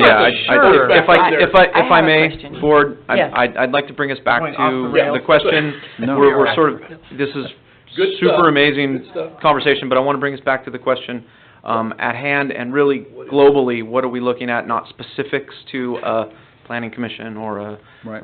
so please, let's bring it back, because we do have, I think, a lot of, Yeah. we have till Mhm. about noon here, so, thank you. I have one. Let's think also, what input would be beneficial, what input about the raw water master plan too, when we go out to do these things, would be beneficial, yes. I have a question. I think that, how important is environmental water? How important is environmental water? To allocate and have an I mean, environmental, a view from the public on from the that? public, yeah. Mhm. How important is that we There we go. allocate water That's to the interesting. environment? That's a good- And have that's a good actually an way to- environmental management plan in addition to our ag. Okay, It's that's, so just really clearly, Ill-defined term. it's not approved in our water rights. Yeah. Yes, So, right. Period. Environment is a beneficial use in the Not in our California water Basin rights. Plan. But it's not in our water rights. Okay. Just Really? Good just point. to Yeah. clear But that it's part the out. same board that has it, that it is, so, okay, but that's something to, how important is it? That's Yep. my question. Fair enough. Okay. Well, we certainly heard it in last fall's, 2 workshops. Those sheets with all those responses had a lot of that stuff in it. Right. Well, okay, so that's an interesting question. How important is environmental water? And then what the public needs to tell us is, How do we get it? how much are they willing to sacrifice to provide that environmental water? But, so, with the community's already so NID's already delivering that water as part of its FERC licensing and other covenants that are required of us. So that's something that we'll be discussing and H&H will bring forward. At a lower level, but, Right. Scott is legitimately pointing out the new requirements. And so the public needs to have a very clear understanding of what the new FERC requirements are going to require in terms of the system performance and the potential for water shortages. Agreed. I We think need to that, share but I it. think that, I think that there's an over and above kind of moment, over here. So we have what we're required by regulation to deliver, and then the question is there other water that we want to deliver? That water, we have to figure out legally how we do it, Yeah. but is the community willing to do that? And so on the environmental water, If we could flip back. Director Miller, if you go back to the previous page, to define the environmental water, I would say as defined in the regional board basin plan. Put a you know, parenthetical and by environment. By the No, water it's Because board. it's defined in kind our of a general future term. FERC license. Well, they're She had two a different things. specific- Well, she had Totally a two different specific, things. yeah. As Specific. defined, In the basin plan. In the basin In the plan. water board's basin Yeah. plan. Just gives it a reference. okay. Well, and then I want to build on that for everybody, just to add more complication, but, but, in good. thinking about environmental water, we also have to think about fire resiliency up here. Yeah. And so it's like, well, is the community, willing to do X to get more water, on the ground for fire resiliency? Or, and it's like quantifying that in the hydrology Yeah, perhaps. that's a good one, because we have it around us all the time. Yeah. And will that be part of the raw water master plan? It's, Well, Demand. it's a demand, it's a it can be, demand. depending on what Demand, you're okay. saying. I mean, Yeah.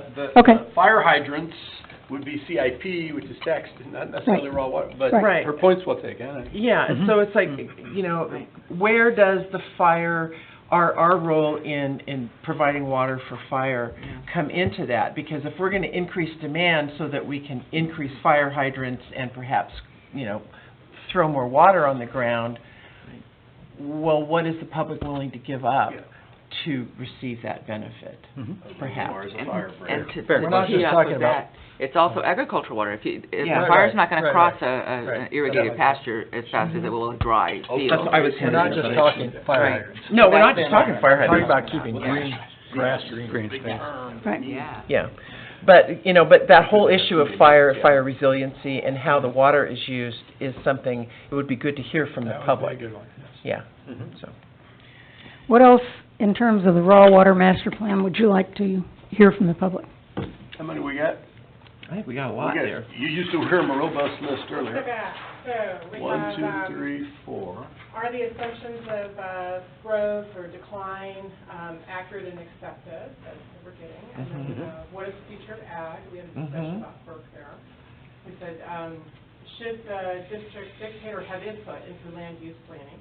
Absolutely. This was kind of a side conversation. And then we had, how important it is that we allocate water to the environment with some asterisks about, and a discussion about what we can and can't do currently with our water rights. And if we were to change that, assuming legally we could, how much would the public be willing to sacrifice for that? What do they how do they value that? How do they How do they value it? Yeah. How high is that? Yes. Yeah, like if you, like, Those are good points. Very good. And then we have, is the community willing to do X to enhance fire resiliency? Spelling in front of people is never. You're all right. You're good at- I know what the good word at is. Somebody will And then type it later. Yeah. or the better thing is, what is the community willing to do or to sacrifice in order to have greater water availability for fire resiliency? I mean, because there's a finite, right? There's a finite supply. And how many ways are we gonna divide up the pie? And an almost infinite need for it.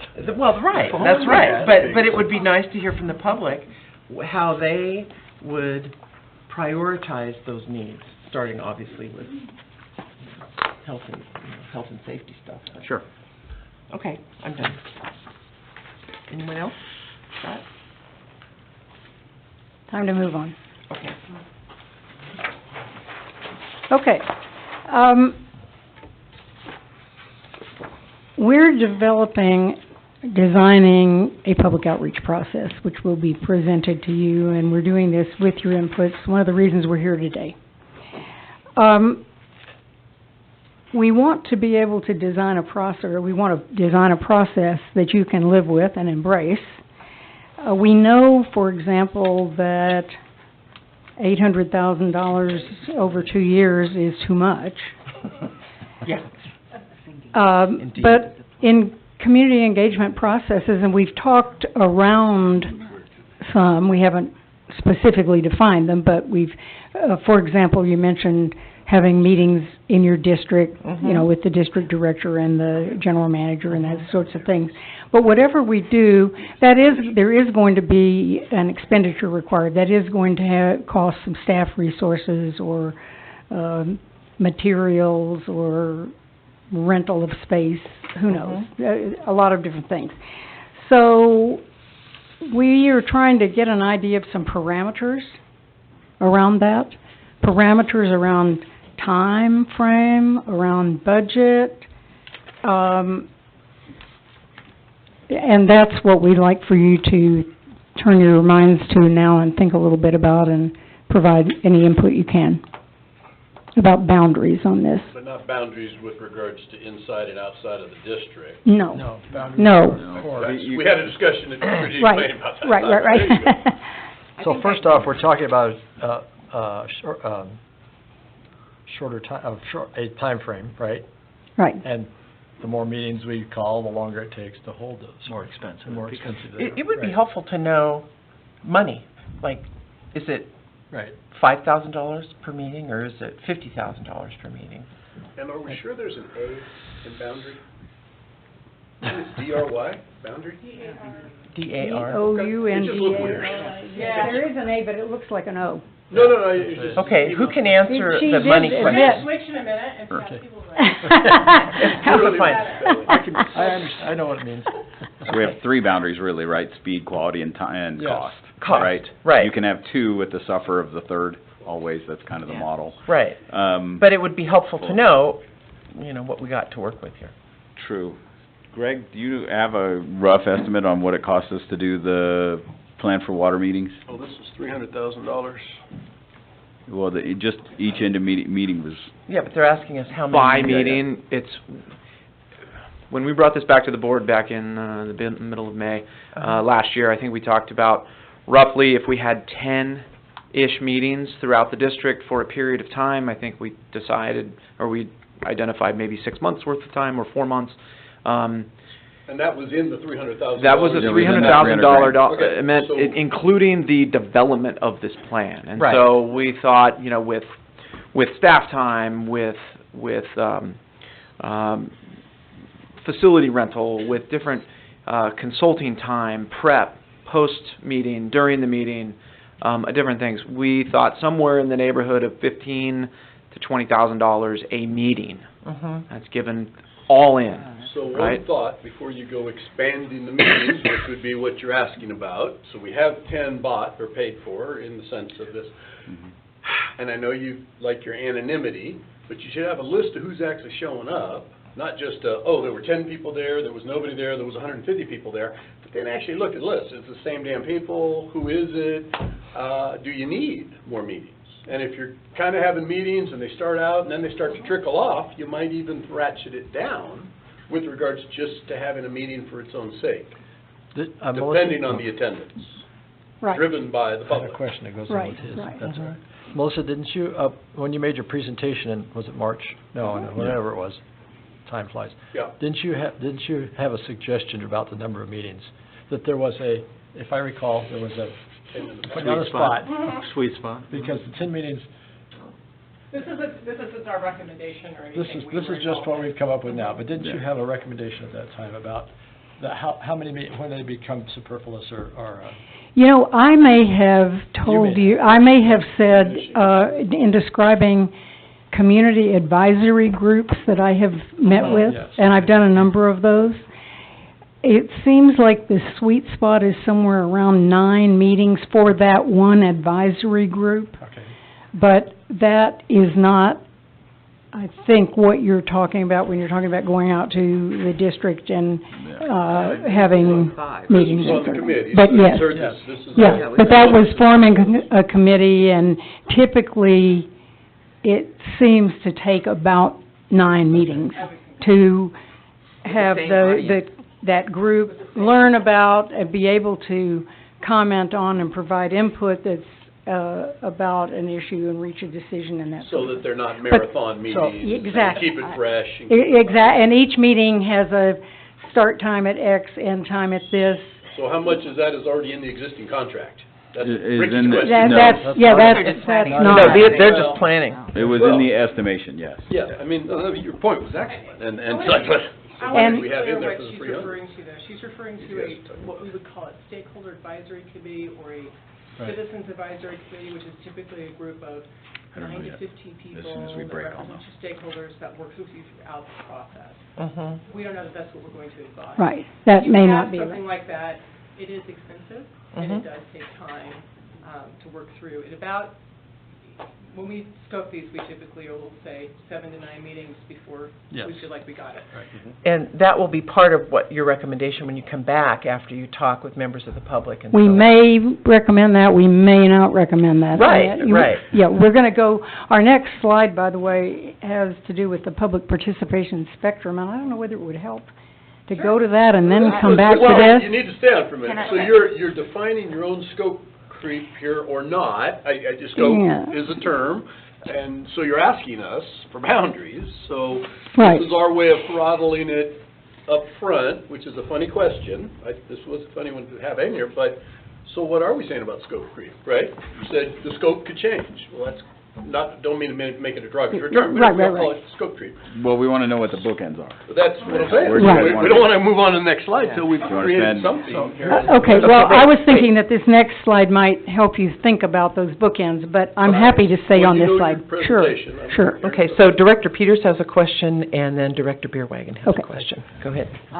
So I don't know if this is the boundaries, but I think our communication plan, that I'd like to have a copy of, by the way, it We haven't gone to the showed board yet. that social media, press, getting the word out, you really embracing those electronic media Mhm. to get the word out and get people to write their thoughts down.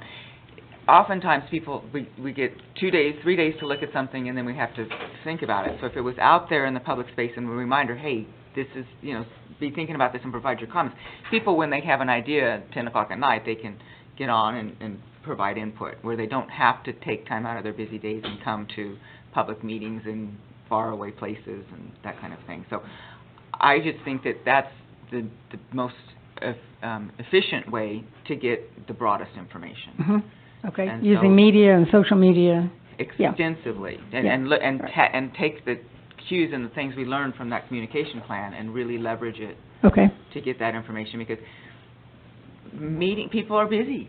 It's hard Yeah. for people to get out for meetings, and the most of the people that may have input just have, kids and, plans, and, they Right. can't make it. That doesn't mean they're Right. not interested, or if they knew it was going on, they would not have an idea.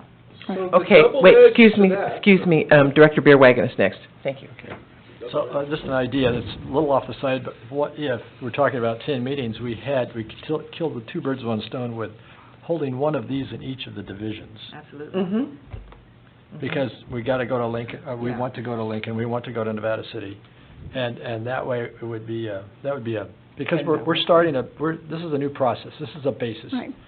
And we don't wanna get carried away, we're already ratcheted that back. Right. We wanna start small but not sound small, right? Anyway, that's just an idea for, Okay. it's not a question, it's just an idea for, Okay. 5 of those meetings, and, would really spread it out. Mhm. Okay. Director Miller, did you have something to say? On Director Peters' social media thing, it gets back to my original misunderstanding of the term boundary. Social media, I'm not sure you can track who's inputting.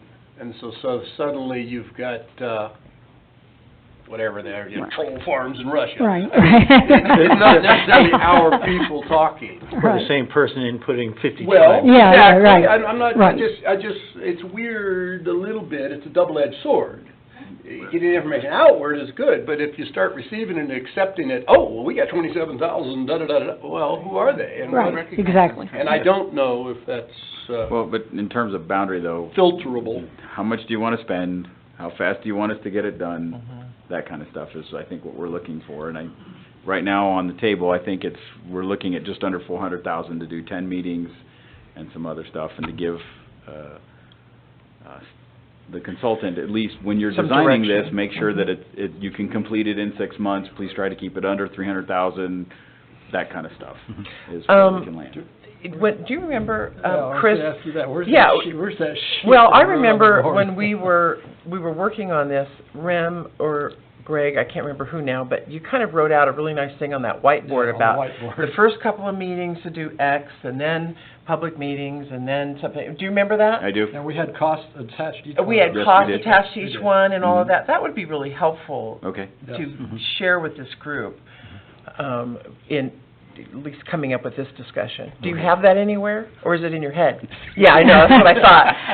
That's what I It's thought. sort of in my head. It's sort of in my head too, Didn't- but the other number we three came folks- up with was roughly 300,000, right? Yes, it was. In the end. Yeah, that's what I wanna say- recall. That's what three- this contract was for, right?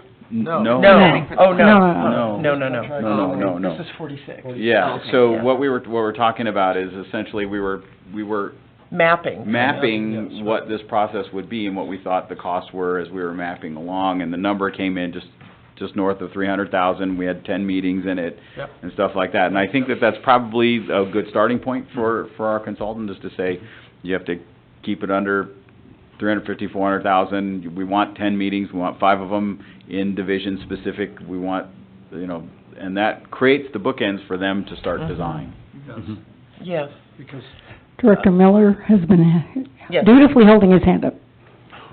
1, 2, 3, and 5. 5 was not the intent just to whine and say it was hard, but I was talking about eliminating number 3 or substantially modifying what it says based on number 5. I don't know that that's the flavor of the whole board right there. You wrote it down, boom. I don't know that it should be the foundation of all this. I was writing That's what I down. wrote. I understand, and I believe it. and I'm going back to it, like we, Right. sometimes we don't want these things So, in writing so all the way. my interpretation of that, let me check and make sure it's correct, is you are now developing a communication plan that Mhm. will be shared with you very soon. Mhm. Typically, we would use that communication plan as the foundation for Right. Yeah. anything Right. else we do. Yep. If your communication plan does include media and social media, that would become a component. It would, to your point, you can't just do public outreach only on social media. You can, but I wouldn't. Well, it gets back to my original, Because I'm on your this. point is this exactly I have- taken. And You it don't know gets where back you're to getting that the from. anonymity Mhm. that you led with in your first sentence about transparency. I wasn't being smartass, I was literally saying anonymity is the opposite. You start getting into the Facebook's got AI to try and sort these things out, because people are weird, and I've watched it in the high school years when the kids bully each other because of the anonymity. Right. So the social media is not the fix-all. No, It's no, a for sure not. component, For Exactly. sure It's a and not. that's what I'm component. saying. Exactly. Let's throttle that back a little bit, yeah. Okay, excuse me, Yeah. Director Wilcox has a comment. Well, thank you. One of the questions here is what kind of a timeline we're looking at. Yes.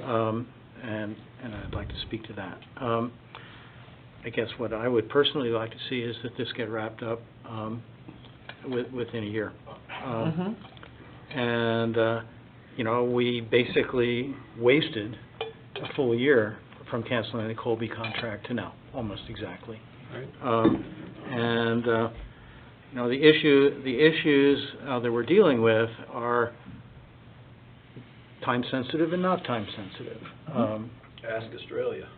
Yeah, it's time sensitive for the moment there, But we have a duty to move forward in this process. And I think what needs to come along fairly early in the process is an understanding of the hydrology. And we need to see the supply and demand analysis. That needs to be out there. And it needs to come out in due time. But you know, I don't think that we can make reasonable statements about this problem without that information. In the raw water master plan? Yes. Yes. Yeah. Agreed. And you know, I think our duty is to get through this. I mean, the whole strategy has been to delay and obfuscate. We have to stop delaying and we have to stop obfuscating. Okay. So is it, to wrap up, is it safe to sort of say one of the boundaries or bookends would be not greater than 1 year, not greater than 300,000, include meetings in each one of the divisions, and aside from that, we kind of look to the consultants to tell us what else is appropriate. Okay. Is that? I think And I can live with that, Melissa. And the stakeholder group, you need to look at the composition, or we should give you some direction on the composition of the stakeholder group. And you know, in my opinion, what Colby had come up with was not unreasonable. They were looking at various segments of the community being part of the stakeholder group, and the community is well beyond the people who are in this room today. Right. And you know, the vast bulk of the community is not in this room today, and those are the people that we have to be responsive to. You know, Chris talked about the fact that he has only heard from a few 0.1% of his constituents or whatever. I think that's true of all of us. Right. The vast bulk of people in my division support what NID does and what I do. And there's just a few people who make a lot of noise. And the squeaky wheels tend to get the grease. I understand that. Did you have something to say, Scott? Are you done? Yeah, so I'll just finish up on the stakeholder group. So the stakeholder group needs to be put together. It needs to represent, obviously it needs to represent the environmental community. It needs to represent many other constituencies. And so I guess I would like a recommendation from you guys as to who comprises the stakeholder group. And I think that will come from your work that you're going to undertake, right? I think as stakeholders, anyone who's interested in the process. I don't think we should limit who. Well, I would go back a step to say, are we charged with developing a stakeholder group? I mean, maybe that's not what we would want to do. And what then? Or is that one of the boundaries, that there has to be a stakeholder group? This is important to know. You're in the business, who, if it's not you, who? We're paying, you know, 300 grand, it's good, Right. you know, it's better than it was, you know, I'm not. We're not, but by the way, our contract is not 300. So I read it in the packet, I'm Be sorry. nice, but- It was in the packet. Yeah, right. That's the number I'm Yeah, referencing. right. But it, again, why aren't the professionals helping us? Or If not you, who? Does it fall to us? I mean, that's literally, who would do it if not you? Right, and we, I think, clearly understand that we're to make a recommendation. What I don't understand is whether a stakeholder group is one of those boundaries, and that's what I'm asking. Because I might or might not recommend a stakeholder group. Well, so let me turn it around. So would you guys like recommendations from us on whom we believe should be on the stakeholder group? Okay. I think we're getting a help little bit us out here, Rim. Sorry. Thank you. We're asking the consultants to develop the outreach plan. Yes. Right? Right. Part of that could be to direct that planning effort to go out and find and develop the stakeholder group, whoever they are, and have a balanced process. That's fully within the boundary, right? Is to that in their recommendation, the planning recommendation, because that's the thing, we're gonna go shop for another consultant to carry that outreach process forward for us, right? And so as part of that process, they would initially develop the stakeholder group, who sits on the committee, how it works, all of that stuff. So we're talking about... And that we could leverage off of the Colby work, because we got through a lot of that work, and we don't want to lose the value of that. So back to that whiteboard Yeah. that we're alluding to. Yeah. Was stakeholder group a separate function, separate process over the one that we're talking about here? No, so at least I'm imagining that this outreach is essentially to that stakeholder group, To bring right? the stakeholder Right, group together. right, that's how I How imagine do we it. capture them? We're and gonna how do we- define who's allowed to comment on it? No, No, no. no. So in the Colby process that we were building, everybody had an opportunity to comment inside the raw water master plan space. But there was balanced representation on the group that we were going to carry Is that what forward. you're calling the blue ribbon panel? I No, don't know. the No. blue ribbon panel is a group of experts Okay, so that are going to this is that review the discussion document. related to the They blue live ribbon in panel and the Baltimore. stakeholder group. They're two different things. So they will see it, they will do their Yeah. part, then they will deliver the documents back to us. We will then carry them out into this outreach process so that we can disseminate the information to the public. The question that we're working on now is, how do we do that? Who do we speak to? How do we get them? Who do we get in the room? All of that process. And so the stakeholder group that we're going to be talking to is whom? And I think that, Patty and Melissa are going to tell us how they recommend that we do that. How have other Right. organizations done it? How have they done it as part of the M50 process? How do we communicate? So there isn't, where Colby was headed was, we were talking about voting and all of that other stuff. That process in updating the 2013 plan, that stuff's is in a different realm now. So they were going to identify stakeholders and bring them in, Yeah. right?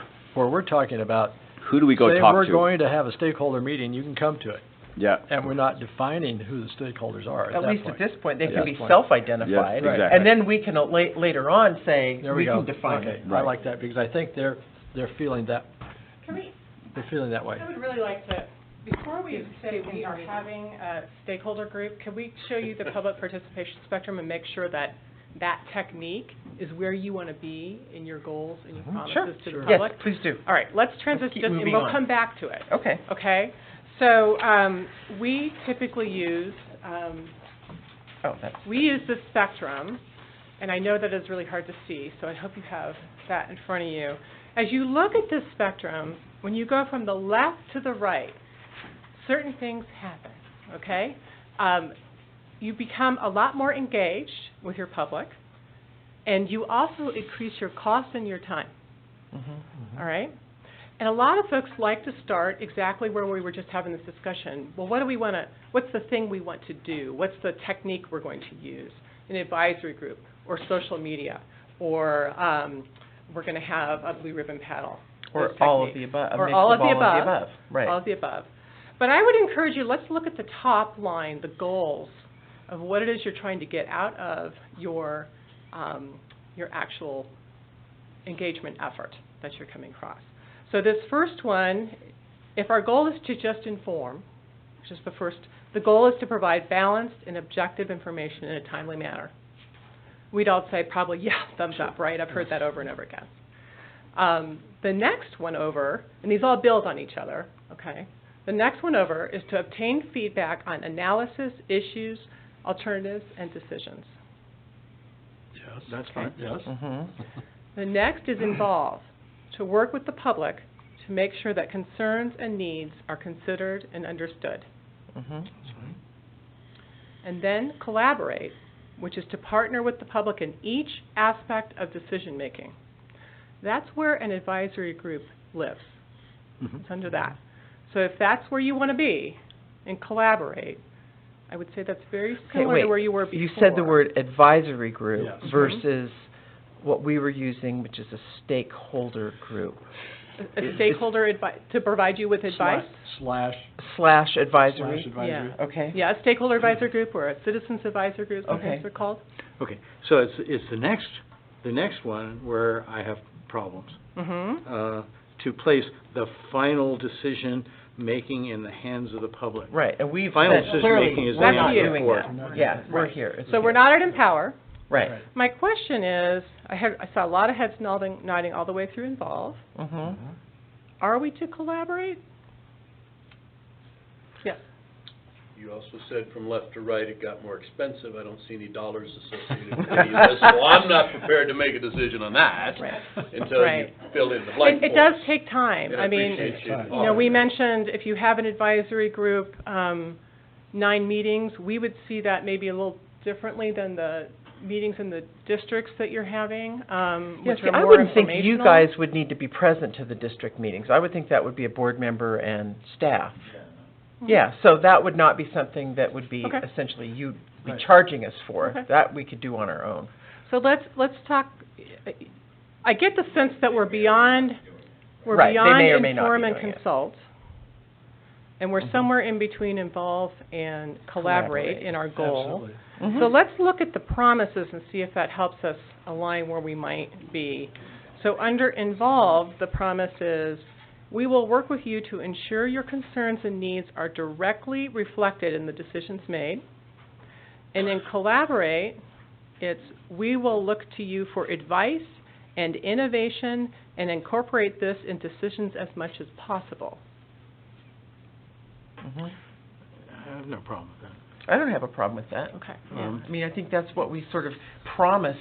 Well, A year and a half ago. as much as possible. possible. You know, if what people are saying to us is nonsense, then they can't be incorporated into the Okay. decisions. Right. So, I can see that where we would get input from the broad range, and maybe it comes to this stakeholder group that's been vetted, and they consider all of the input from everybody, not just what their input is, but that's the space that we would discuss So broader issues. are you advocating for having an advisory group or stakeholder group, forming one to provide that input? Because Is our to last solicit that input conversation. from the public, from our communication plan, and then bring that information into the advisory group. And the advisory group, the stakeholder advisory group, not the blue ribbon. So that's a yes to my question. Yes. Okay. and so let's, Scott, Director Miller has a Yes. question. Comment. Mhm. I don't like it, promises, because if you end it with as much as possible, A, it's totally ill-defined. Mhm. Gets you back to everybody arguing about what transparency is, because if you make a decision, suddenly you weren't transparent. And then it leads right over to, we will implement what you decide. It gets a little blurry in there, those two. So I'm saying ratchet it back to the involve. And again, I don't see any dollar signs on here on what we're buying in on, so a little premature. Sure. Well, to you told say, us, oh, yes. let's go all You've the given way us to a boundary, so we category. would Yeah. have to divide, we would have to create this within that dollar sign, but I Right. will tell Trying you, to some keep of it on this your is a little question, easier than yes. others. Right, right. I think, Scott, you know, what I'm hearing is that the board is really not wanting to go to the full empowerment column from top to bottom, and that the collaborate column is to the biggest extent, you know, to the extent as possible, and limit it at that, and then we take the input and then the board decides. Yes? And how much would that cost? I don't know. I mean, Well, so that's how why, can you be but in what favor if you what don't we've know said, the no, cost? what we've said is we're gonna limit it to 300,000 or under. So, Ricky, Protect your what you assets. what you just said is Yeah. actually involve. That's what I'm getting at. Yes. Is that what I said? Well, the way you just said it, is the concerns and needs are directly reflected in the decisions made. So you're taking their input and you're making the decision, you're reflecting what they're doing. The other is that you're gonna take those decisions and as much as possible, Committee. put them, Right. so you're committing Right. to, Right. I imagine So these you're- are somewhat fluid, though, because one of the things I like about advice and innovation, there may be ideas about innovation that we haven't had, absolutely. right? And Right, so I I think- think they're fluid, actually, that they're not just hard and fast.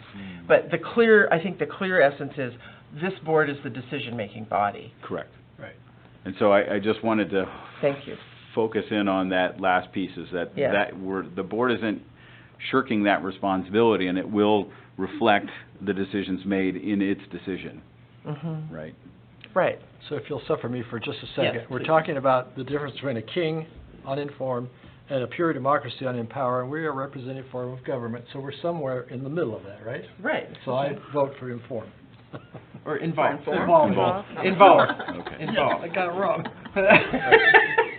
That's fine, that's fine, because I think the Involved. reality is they're fluid. Yes? Yeah. Oh, Scott, yes? We are. The naivety of that very statement, the fluid nature of it, and it, naive's an innocent, good thing, it's not a negative comment, Then we'll ask him. okay? Okay. I was Not waiting for them finished. to listen. It's funny, and the reason I'm looking at what we're actually writing here, 20 years on the board, things get in the budget, and suddenly it's in ink. Things get in writing, you're going, oh, well, it's fluid. I appreciate your naivety, but no, you need to look and read as Rhonda says. Maybe I hadn't looked at involved that closely, I just, I'm gonna- there's a, yeah. once it's institutionalized, again, the metaphor is the budget. Things get in there, Yeah. and you're going, really? And True. they say, well, you voted for it, and you're going, really? I read that line item? I mean, so you have to be careful of what, things shouldn't be that fluid. I appreciate your intent that, oh, let's keep it open and Okay. but yeah, no, fluidity, and the reason we're writing things down, the words need to say what we're actually saying. I'm back to involved.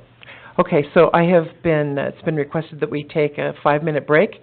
5-minute break, we're going to adjourn shortly. Thank you. Adjourn.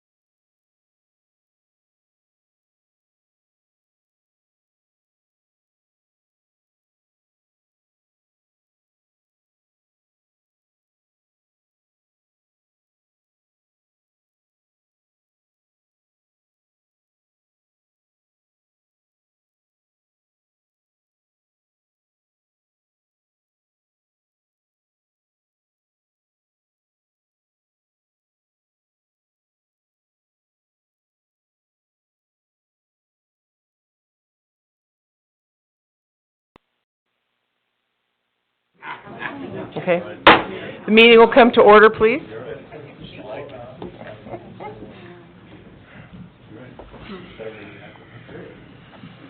Okay, where did we leave off? On the public participation spectrum. Yes, exactly. And I, during the break, I was asked to make sure you know we only have 3 more slides to go, but we have a hard stop at noon, and we know that we have folks in the public that want to Yes, we provide do. comments. Yeah. So we're going to try to get as much as we can in there. However, staff let me know that if we can't get through everyone in the room, because we have a nice group here, they're going to be able to put a comment box on the website that you Okay. can provide your comments in writing. We'll absolutely review those and include that in our thought Okay, great. process. Thank you. Okay? So we're back on the spectrum, and we were having a discussion about, are we involve or collaborate? And I do want to address, Director Heck, your comment about fluidity. Mm-hmm. I appreciate that, but when we're making a promise to the public, I think we want to be as clear-cut as we can. Fine. Right? And I know this is hard, because it may not be the exact words you want, but it really does help us define where we want to be with techniques. So then we should maybe just get a consensus of the board, where do they want to be? At involve or collaborate or? And before you do that, just Yeah. one more point of information that might be helpful, because we did just have a discussion about budget and timeline. Patsy and I were contabbing here. With the boundaries you gave us, it would be challenging to be in that collaborate with a full-on advisory committee and meet that. It's not to say you shouldn't do it, but to say, I want you to make sure you know that before you make that decision. So when you come back with your recommendations, which you will do, then you can say, okay, this is what we recommend, and if you want to add this component, it can add approximately X. Absolutely. Right, so We you could can have an option quantify on it. there. X amount of dollars. X amount of dollars. Mhm. Yeah. Okay. Mhm. Right, so do we have consensus among the board as to Where we are in the Involved. spectrum. involve or collaborate, where we are on the spectrum? Involved? Involve. I would actually be somewhere on the spectrum between involved and collaborative. Yeah, me too, I'm kind of between that too. And you? I'm the same, so. Okay. So I think that's a good suggestion leaning that Director toward Heck had, involved. was to Yeah, definitely to do not it a involved, problem. and let us know what it would be But you more. have an interest in what an advisory group might look Absolutely. like and Yes. what that cost might be. Okay. Very, very helpful. Okay, Okay. thank you. Progress. So We are our making progress, our which last is section, good. and we've touched on this a bit, is talking about customer and stakeholder perspectives. So we wanted to ask you not necessarily who the specific individuals that would be on whatever. It is more, what are their perspectives we want to make sure we get in public input? You know, broad-ranging perspectives.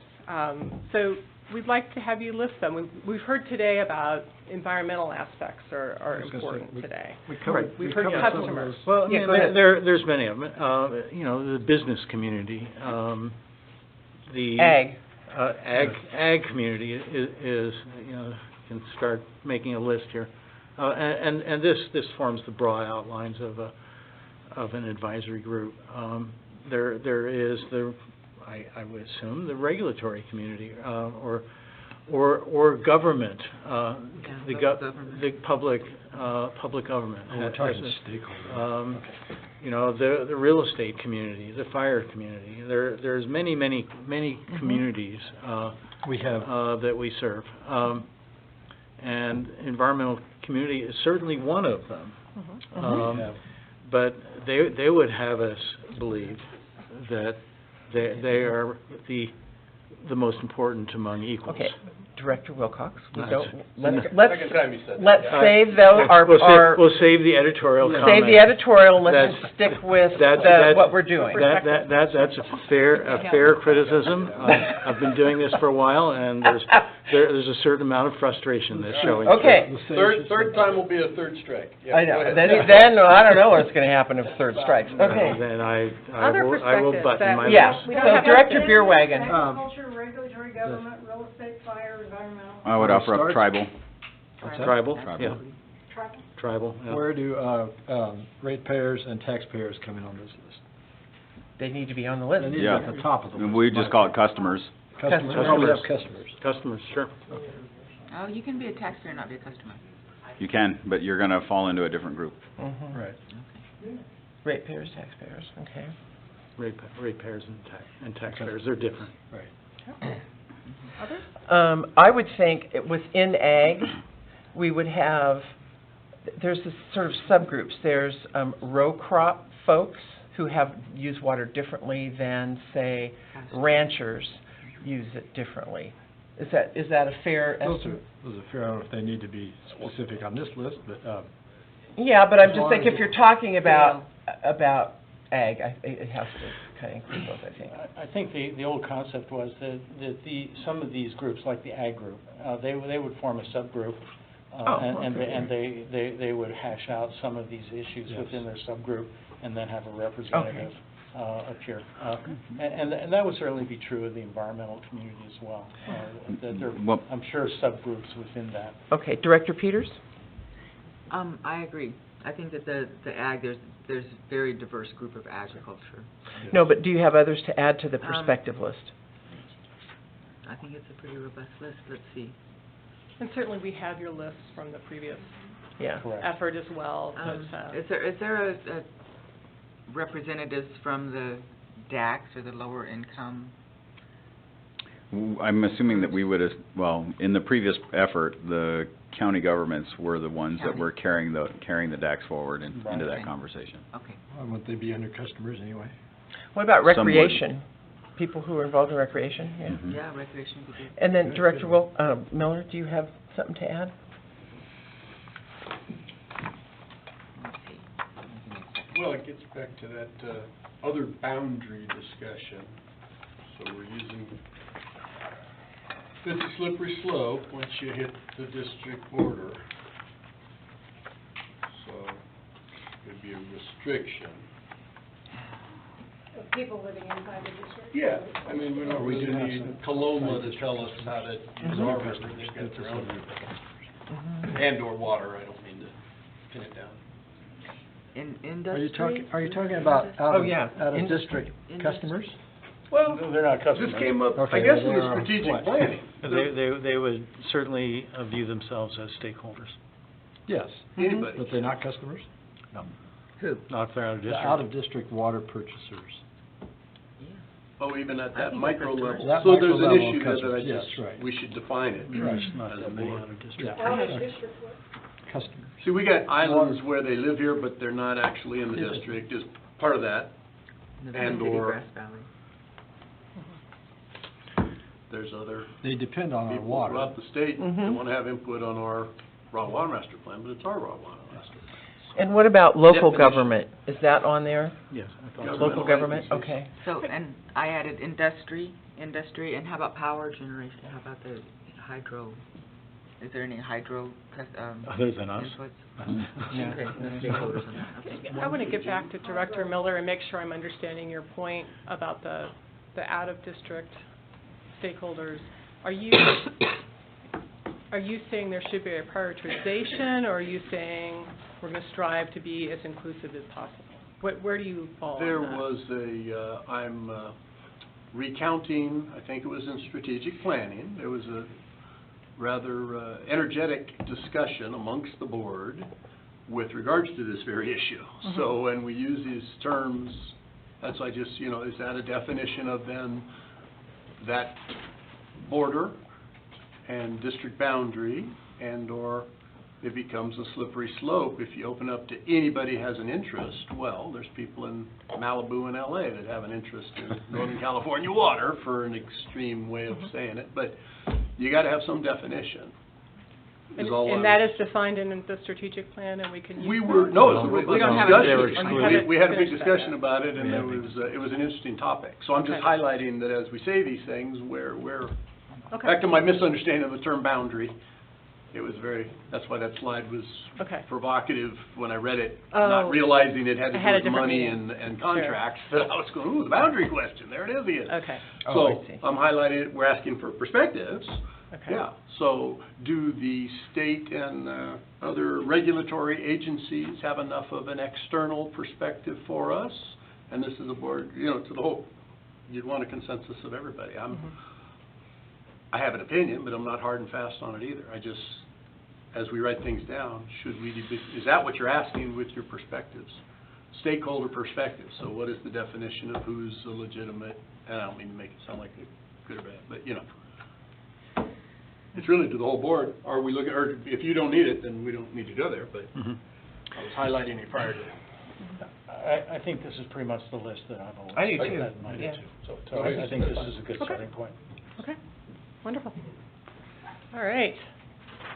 So Patsy mentioned that we're going to be doing some interviews and a survey. We got some input on what types of questions we might want, but we wanted to reflect back on this whole discussion and see if there's anything else that you want to make sure we're asking members of the public as we develop the process specifically.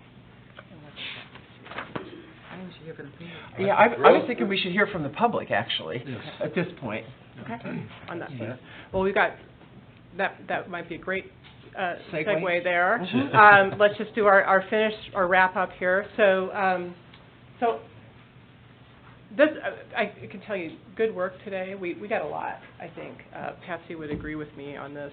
Really helpful on the boundaries discussion, very helpful on the spectrum discussion as well. Our next steps are, again, that community research, and then we'll be back in the spring to develop a process design. Wonderful. Any other questions or thoughts for us? No, I think we now need to hear from the public. So if folks from the public could maybe line up and come to the dais, state your name and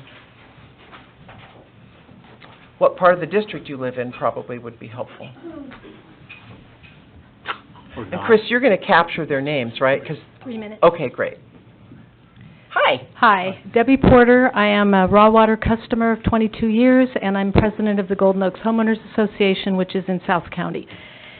Okay, I just made some notes on some of these pages. I'll go over them really fast. Hopefully we'll be in some kind of order. I do think it's very important to identify the stakeholders. Do you want to just say it's people who reside within NID boundaries, which I think helps the process if you do that.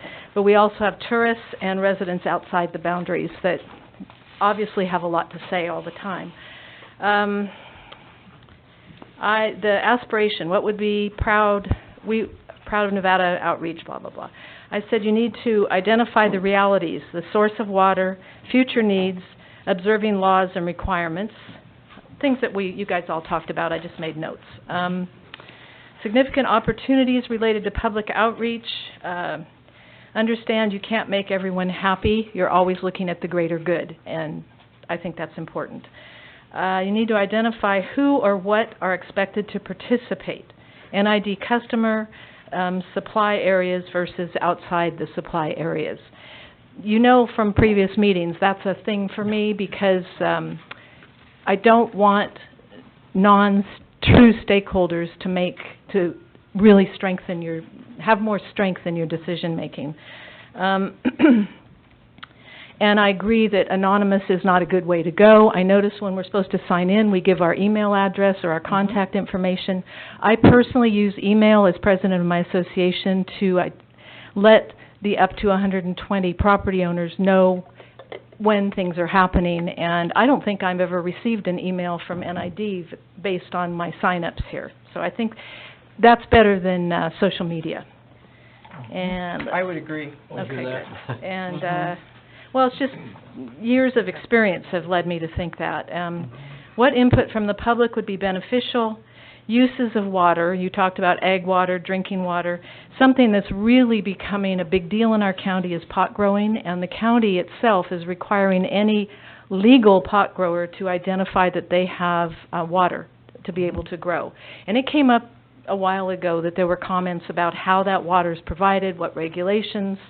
So that's something to think of. The state does, for those who are legal, the state regulates and has to give them a permit in order to use water for their legal grows. Is that just the 6 plants, or is that any in their, because every county seems to have now coming up with their own right, well, each county is rules. coming up with their regulations, and I'm not an expert, but I do know that if you're a legal pot grower, you have to, as part of your permit process, have to go to the State Water Resources Control Board and get a permit to use water for your grow. Yeah. But a lot of them don't do that. Well, Golden Oaks has a few areas that NID's been working with customers to provide treated water. We also have a lot of issues with poor quality wells, and I do know the couple in Golden Oaks who have gone through the county process to become legal have to prove they have the water. Right. One of them has had to hook into a raw water ditch in order to be part of that situation. But that goes back to affecting how much future water do you guys at NID, you know, how are you looking at all of that?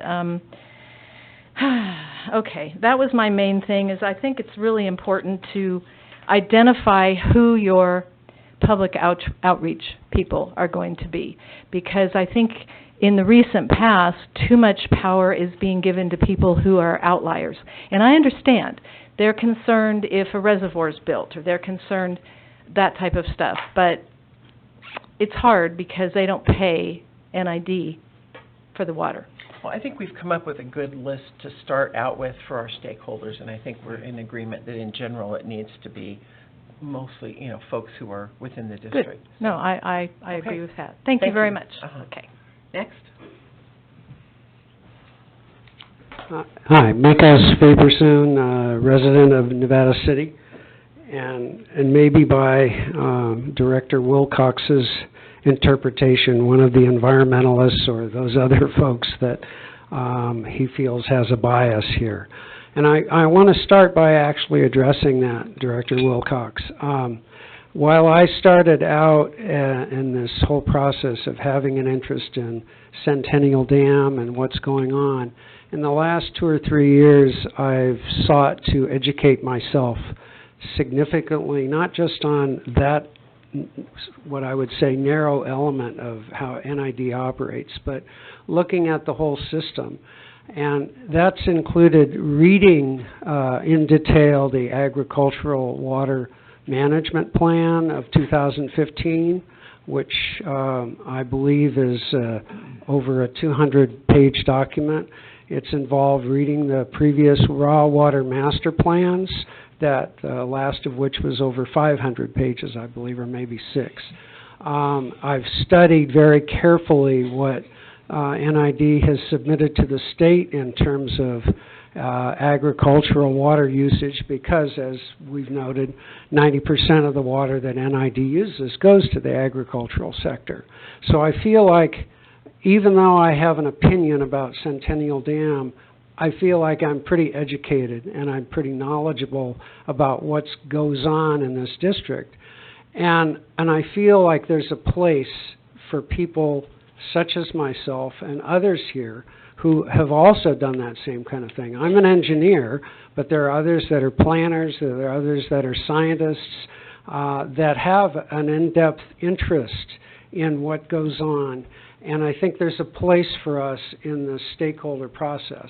And I think there's a particular place for people that have technical expertise and can go through those reports and pull out things like, for example, the canal gauges that are in place, where there's over 165 of them recording daily flows. And it's a statement, NID regularly monitors and calibrates the gauges to maintain overall accuracy within plus or minus 5% of the true value. I'm not here to talk about the 5%, but I am here to say, as a local person, I've walked many of the ditches. I've walked Newtown, the ditches, and I've walked up from Scotts Flat down, ridden my bike there. And I've taken photos of many of the diversion structures. I've looked at the farm gates. And based on that, as a local person, and not somebody that's sitting in Washington, that's a peer review person, and I don't want to disparage that at all, because I really encourage those people to participate in this. I certainly support this kind of blue ribbon notion, but it shouldn't be exclusive. And I think the benefit of having someone like me who has looked at these structures can see that there's some doubt that they can be truly within 5%. When I see a farm gate that, you know, hasn't been opened for a while, I look at the data that's submitted to the state, and I see that the reports of what's used, there's only 2 numbers that vary the whole year. those cannot be based on actual measurements. They can be based on what I've referred to in the past as contracted deliveries, meaning what a farmer signs when they get things. So it really, truly doesn't reflect what's being used. It could be more or less than that, and I have doubts, as that example that shows, that number, those data are good. Now, I don't know if somebody sitting in Washington is going to ever even think of looking at that. And I think what we need as a technical stakeholders, I'd like to have a tour led by Chip of the ditch system and to see how those delivery structures are operated, the diversion structures, and understand how often they are calibrated. I understand about that. You can set the number of miners inches that a farmer contracts with a little orifice meter with a 6-inch head, but that head will vary over time if it's not controlled well. So there's lots of reasons, having really invested a lot of time into these documents, for some people like myself and others who have done the same, to be sitting as a stakeholder in this and contributing. So I'll get to the point I'm trying to make is I think there needs to be an opportunity, a technical advisory committee where people who are interested in this, and a bunch of people aren't, certainly, but those that don't mind getting into those kinds of details, we can sit down and I'll use the term collaborative, way over here on this side, in a collaborative setting, to talk about, what are realistic ways of measuring? Are there other strategies or technologies that could be used that could make our data much more accurate and so on? So I think there is a place for people like us to participate in this process, and it's much more towards the collaborative end.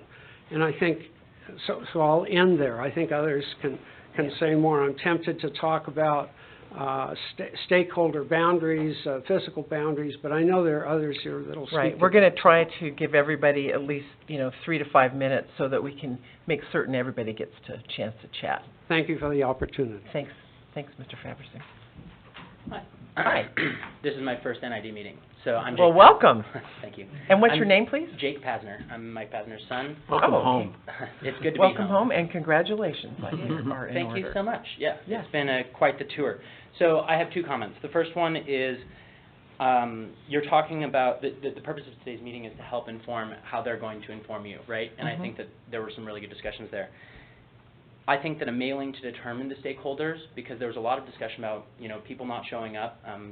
Director Beerwagon was saying that, we don't, people are not commenting, that they seem happy. If there's no noise, it's good.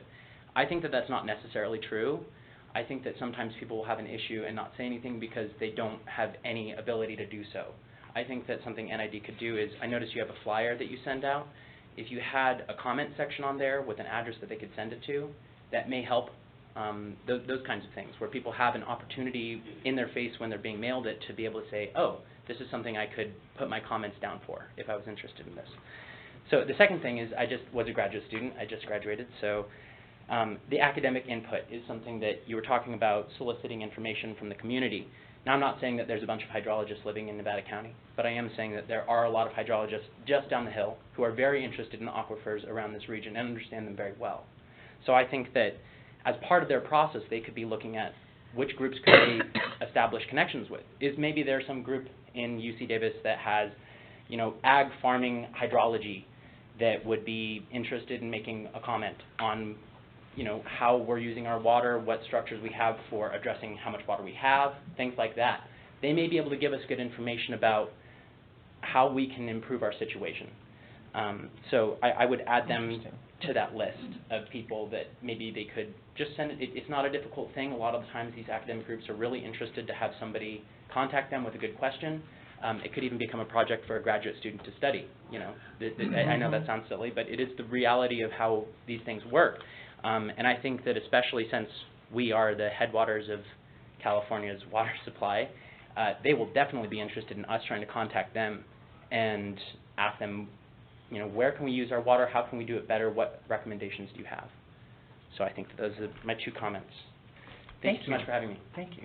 Well taken. Hi, Otis Wallen. I live in Placer County, outside of the district. I wear a stakeholder hat because the proposed project, it actually includes my land. I'm a stakeholder because, as president of the American River Watershed Institute, we have filed extensive comments on both the EI or EIS, which indicate a capability and a capacity to sue when the actual documents come out and could take down the project. Likewise, we've done water protests at the state board and have retained an attorney to protest your water rights application at the state board. This is not, and for the benefit of your consultants, I spent 30 years as a facilitator and a negotiator doing complex environmental dispute resolution. You are not just doing a input process for a planning effort. You are in a dispute resolution circumstance. This is a complex problem-solving dispute. And in a dispute, you don't identify your interested parties and exclude them. You identify your interested parties and you include them because they can take you down. You want a stakeholder participation of all those who are interested. Fish and Wildlife, the Water Network. Take a look at who's filed comments and who has filed protests. They are interested parties. There are many others, of course. So this is a complex stakeholder group. The technical group, normally in a dispute resolution process, the stakeholder group will each select their own technical advisory folks, and you will have a stakeholder advisory committee that selects a technical advisory committee. You want that technical expertise of your enemies because they will help you craft a set of data and a plan and a procedure that will not be taken out in the courts or at the state board. That's why you need them. You also need a blue ribbon scientific panel or whatever this is to make sure there is independent peer review that is clearly distinguished from a stakeholder advisory group and a technical advisory group that is selected by the stakeholders. So there's a real complex set of things going on.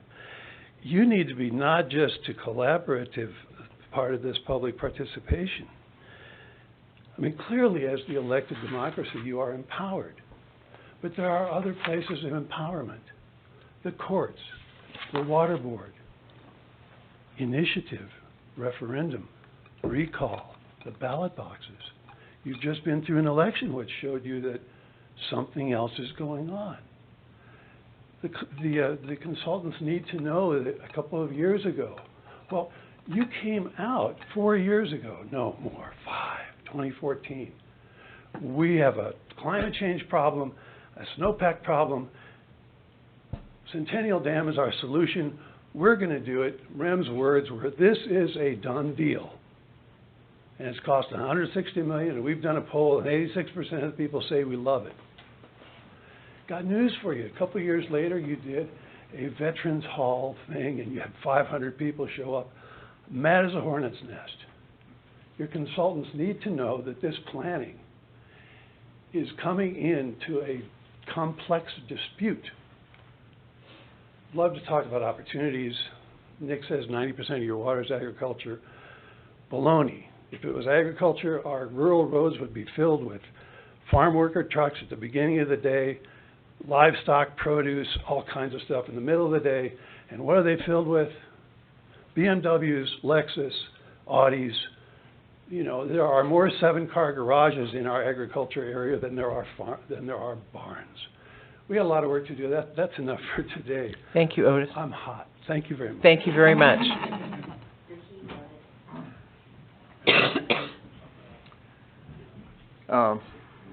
Thank you for making some space for the public to make a comment. I'm Kurt Lorenz. I do not live in the district. I live on San Juan Ridge. What NID does with the water in the watershed that I live in is very important to me. And I have a problem with the arbitrary lines of the district being assumed to be the logical source of opinion or thought about NID. But setting that aside, Director Heck mentioned earlier that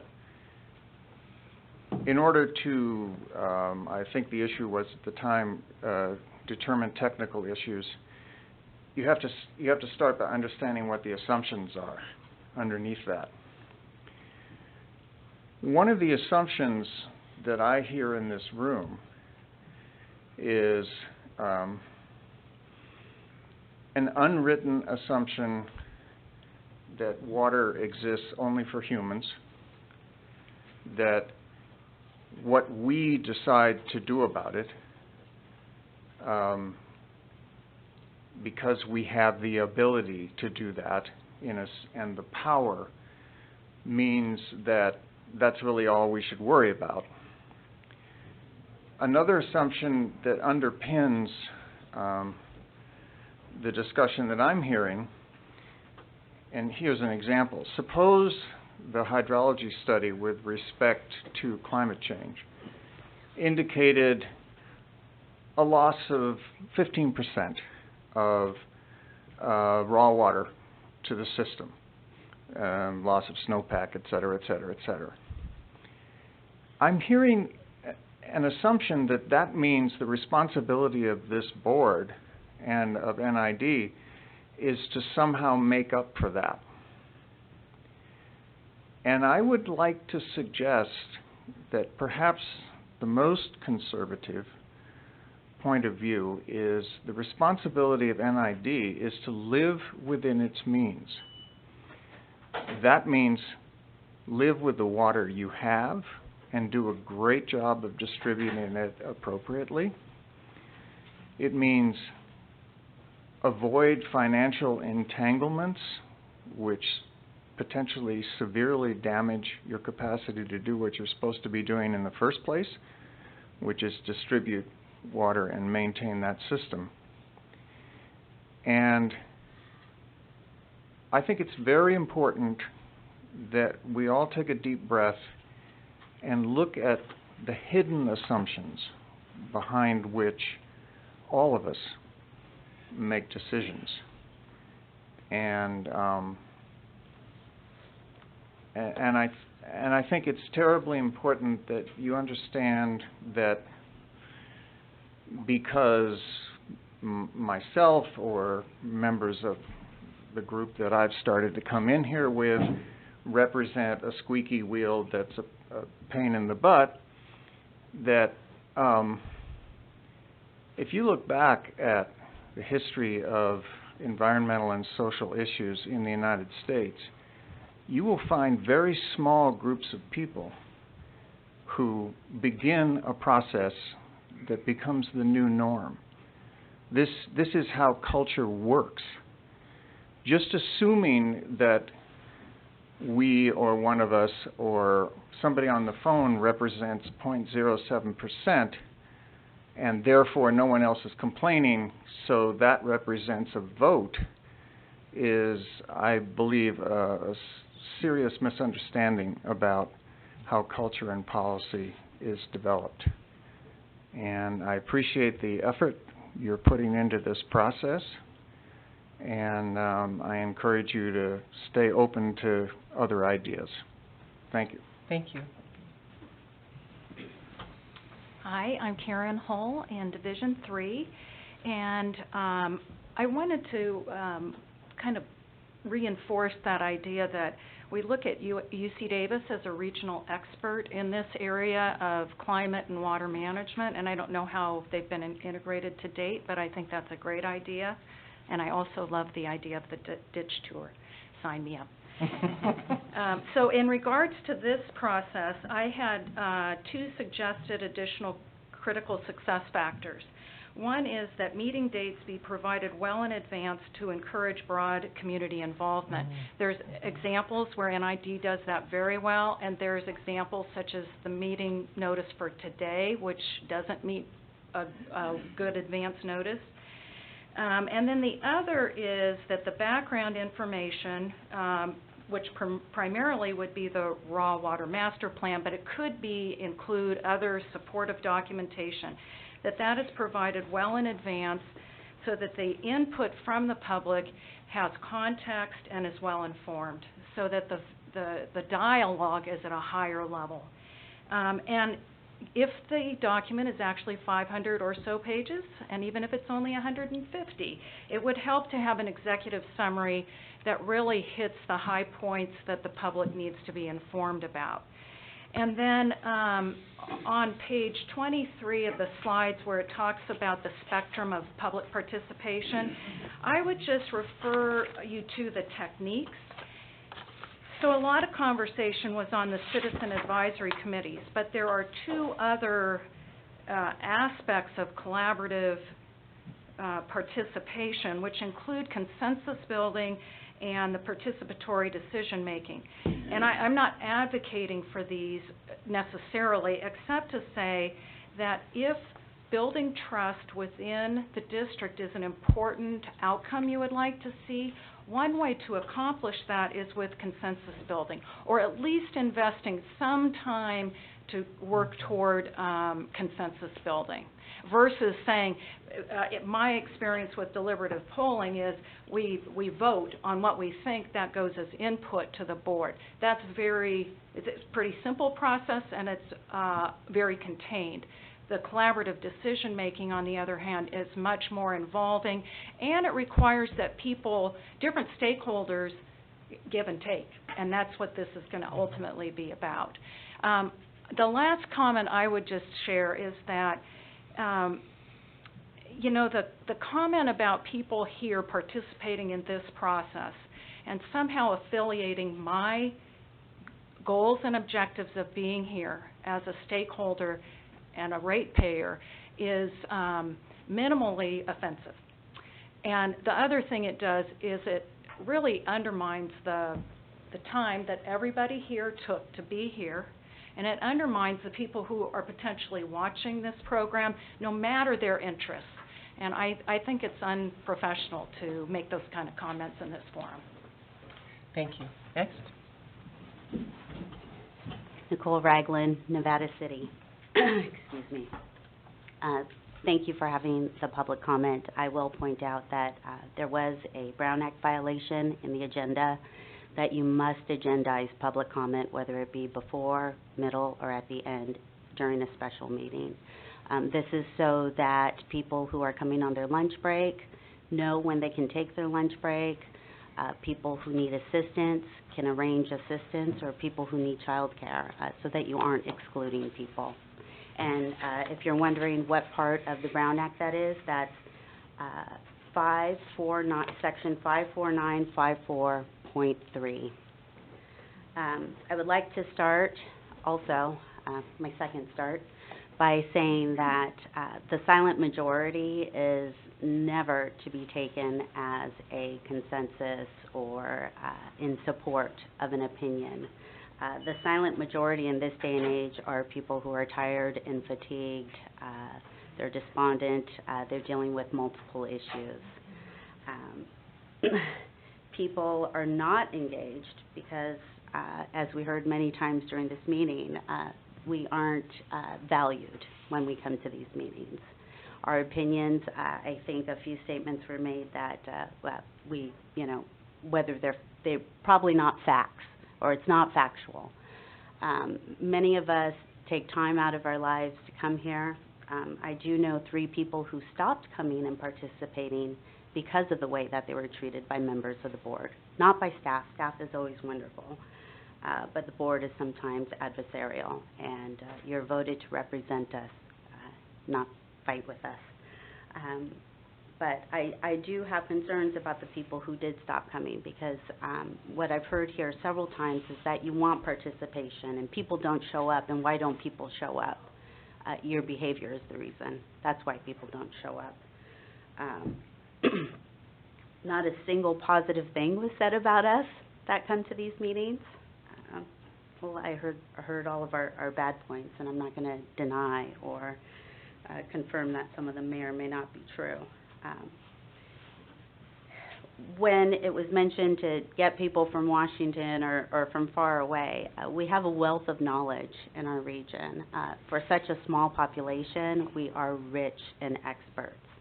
And I will say they are experts that have a knowledge that many of you don't have, or all of you don't have, because they are specific in their field. And they understand the nuances of our landscape, and they understand our history. So I think that's important. And when you talk about a decreasing snowpack, you can't just throw one problem at the issue and consider it solved. It's complex. And there is no one right answer, but you have to find a combination of answers that are going to solve the problem. By pouring all your money into one idea and resting on your laurels, you're going to create many more problems. And I'll also say that about the people who don't live in the area, who are not considered stakeholders, but they are negatively impacted by NID's actions, we should call them what they are then, collateral damage. If they aren't stakeholders, then they're collateral damage because they are being impacted by what you do. And the last thing that I will say is in all of your discussions about stakeholders, not once were the indigenous people mentioned. We have a local tribe, and not once were they mentioned as an important, valuable stakeholder. You know, we did add tribal Okay. onto our stakeholder list. Okay. Yeah, we did. All right. Well, thank you. Yes, thank you. Hello, my name is Rachel Meyerowitz. I'm a resident of Grass Valley. Thank you so much, directors, members of the board, and staff. And I'm also an NID customer, as well as being a resident. And I'm a civil engineering student, and also I have a lot of experience professionally with community and environmental advocacy. So that's where I'm coming from. I'll try to keep it short. I have 4 items. The first is adaptation. Thank you, Director Wilcox, for identifying and helping the community understand what the underlying problems are that we're trying to address here with this raw water plan. The second is investigating alternatives. And that is, I'll just say one sentence, is very important at the beginning of a planning process. I've been involved in numerous different design and planning processes for large infrastructure projects. And if you don't identify the alternatives or what you want to study in the beginning, what possibilities there are, down the line it becomes much harder. So if you only have one possibility, one potential, one proposal, for a plan, then that becomes very difficult. So I would really encourage presenting different alternatives to the public for their outreach comments. And the third is the public outreach structure. I would encourage you to very much try to be inclusive as possible in that process. And I know it can be more complex in that way. It's easy once smaller groups are formed to put the weight of outreach literally on those groups. So 9 to 15 people, they are not technical experts. They are not, maybe, they might not be outreach experts. And so to put them on one group and say, we're going to count your representation as a vote of consensus, your presence and representation as a vote of consensus is very limiting. And then the second aspect of that structure is that when you're very interested, it sounds like, in technical expertise and a very well-rounded idea of what is technically going on. And then to address that in the plan. And so very briefly, I will say that in forming smaller committees to review these things, they can, A, not be open to the public.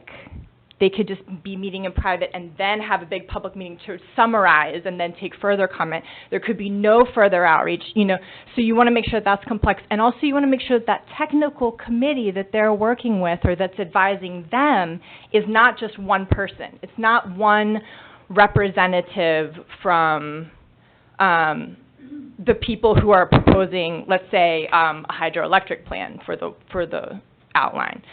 So that would be one person that was speaking to a small group of an advisory committee and saying, this is the proposal, these are all the technical parts, and then all of the other technical expertise is excluded. The public is excluded from finding out those technical. So the fourth thing that I'll say, and that's it, is, because I know other people want to comment as well, and I know that you've had a long day, is just that the academic involvement might be one way to make sure that that technical expertise is expanded, that multiple perspectives are included, and a way that the basic issue, which is this adaptation issue. How are we growing in population? How are we using these natural resources that we've always used in not only in the face of growing population, but in the face of climate change? So that those basic issues are addressed in the beginning of forming this plan, and public outreach is not limited, technical expertise is not limited. Thank you so much for your time. Thank you. Next. Good morning to the board, members of the public, and the employees. Mike Pasner, Indian Springs Organic Farm, farming organically with NID water for 33 years down in Penn Valley. There's probably 8 points that I wanted to consider here that have already been covered, and I won't waste your time on them again. One of the important ones, there exists a hydrology report for the last 2 years that we paid for. It has never been made public. I believe it's REM's responsibility to take that on, make that report public, give it to us so we can analyze it. If it doesn't support a dam, fine. Please direct your comments to the board. Thank you. I'd like to see the board pressure REM to release that report. If you want to start with transparency, you want this plan to represent transparency, let's see it now. Let's correct things from the past that have not been transparent. Another one of those are committee reports that must be kept in perpetuity, full Mike, recordings. that's really off subject, so. I don't view it as it is. It's because it deals directly with transparency, and we're trying to be transparent in this plan. Thank you. Maureen Lipowitz, Cedar Ridge. I'd like to echo a few things that have been said on the silent majority and the squeaky wheel. Relating to Director Beerwagon's input on the happiness of the residents of his district. I'm a resident of your district, and I canvassed heavily for Bruce Herring for your seat. I heard a lot of unhappiness, and I know we have the election, but elections don't always serve as accurate barometers. Maureen, can you keep your comments to the raw water master plan and the public process? Yes. My suggestion is that the silent majority be fully taken into account. And I don't know exactly how that would happen, but I really feel like that should be an element of the plan. How do we engage the silent majority? How do we get those people to come in? Yeah, it is a good question. Yes. It is. So, yeah. And I agree. And then one more thing, and I'll wrap up. We're at 3 minutes too. As far as the squeaky wheel and the grease and the silent majority, I'd like to quote Margaret Mead. She said, a small group of concerned citizens, now I'm paraphrasing because I'm not getting the exact words, but a small group of concerned citizens can change the world. In fact, it's the only thing that ever has. So us greenies are a small group, but we're essential to the process. Please keep that in mind. Thank you. Next.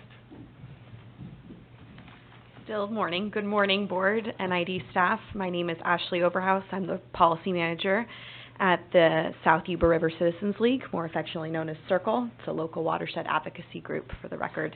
And while everyone's reviewing their resumes or qualifications, I thought I would add also for the record that I have a law background. So I have a JD as well as an LLM, which is a master's in law.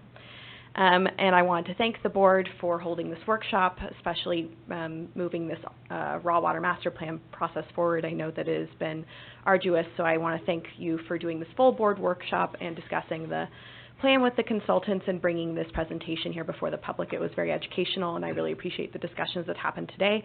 I want to let the consultants know, as well as the board, that because we have new people in the room, I'm going to be submitting a packet of all the previous letters and correspondence that Circle and the Foothills Water Network have accumulated since April 2018, so that way we have a full record of what we've asked for or what public input has happened in a formal way. And to summarize those points, the 4 points that we have asked consistently since April 2018 is an inclusion of a technical advisory committee, involvement of natural resource agencies, inclusion of stakeholders from both Placer and Nevada counties, as well as incorporating climate change into the modeling and throughout the raw water master plan process. Thank you so much for your time. Thank you. Good morning, board and public. My name is Tracy Sheehan, and I'm with the Foothills Water Network. So many times I get up here and explain I'm the Foothills Water Network. Well, what is the network anyway? We consist of about 25 different organizations, and those range from conservation, anglers, recreationists like whitewater rafters, American whitewater, also Native American tribes, local landowners. And the way the network got involved, and then I ended up going to these meetings every week for the last 5 years. Hasn't it been great? Nick says no. Is because we were involved in a multi-year collaborative process for relicensing, to relicense the Yuba Bear system. We are also involved in a water rights protest. And through that multi-year collaborative system, many different types of NGOs, people came to the table who already had expertise in hydrology, in what was happening on the ground with Native American sites, et cetera, et cetera. And because we went and we showed up and we attended and we paid attention and we negotiated, we learned not only a lot about the system and how it's interlinked and extremely complex, but we developed working relationships and we developed trust. So one thing about collaborative processes, when you look from the outside before the starting point, you say, no way. But funny, think back. Everyone, take a personal moment here and think back about the processes you've been involved with, especially collaborative, like the strategic planning effort. You find common ground, right? Today we found common ground, so I'm happy to report one thing. I am excited to hear people say that they want to make sure we all understand the assumptions. So let's just narrow in on that point right now. How can you best, starting off a process right now, make sure in that collaborative process, get into the trust and the relationship, how can you best start off that with the assumptions and the hydrology? I think we've heard some of it said here before, but I think it's allowing a committee and a group to come together to look early at the assumptions and then start from there. And so maybe when you look at that chart that had inform, collaborate, et cetera, you can't do all those things with every area, but maybe you could decide one priority is that hydrology and those numbers, and we are just going to bite the bullet and collaborate there at some level. And you can define collaboration however you want. But we've been sitting here for 5 years. We may sit here for another 10, right? So let's not forget that. And let's not forget, there aren't many people in this room. We all have to live together. And whether you define us in your community or not, this is a community right here. It is. And I respect all the work you do. Thank you very much. Thank you. Oh, can I say one more thing? Yes. Quickly, please. Please. I would encourage you to treat this new process as like you did with strategic planning. So, for example, last Wednesday when the general manager presented, here is what's coming up, here's what we're teeing up. Let's tee this up, because last Wednesday nobody heard about this meeting. You get the notice at 5 o'clock. Let's change that. Thank you. Thank you. Okay. Greg.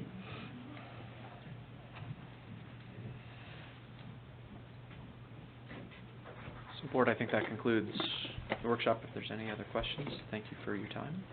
I think look forward to spring, and we'll have Ralph tell us with a plan and an implementation to kick that implementation off of the public outreach process for the raw water master plan. Thanks. And I'll just take a minute, and I do appreciate, and I think everyone on the board does, but I will say mine, I appreciate the input from everybody here, and thank you all for being here and taking your time. I know it's a big commitment. And we're going to ask even a bigger commitment, I think, when we get to the stakeholder group, but thank you. Okay. Meeting adjourned.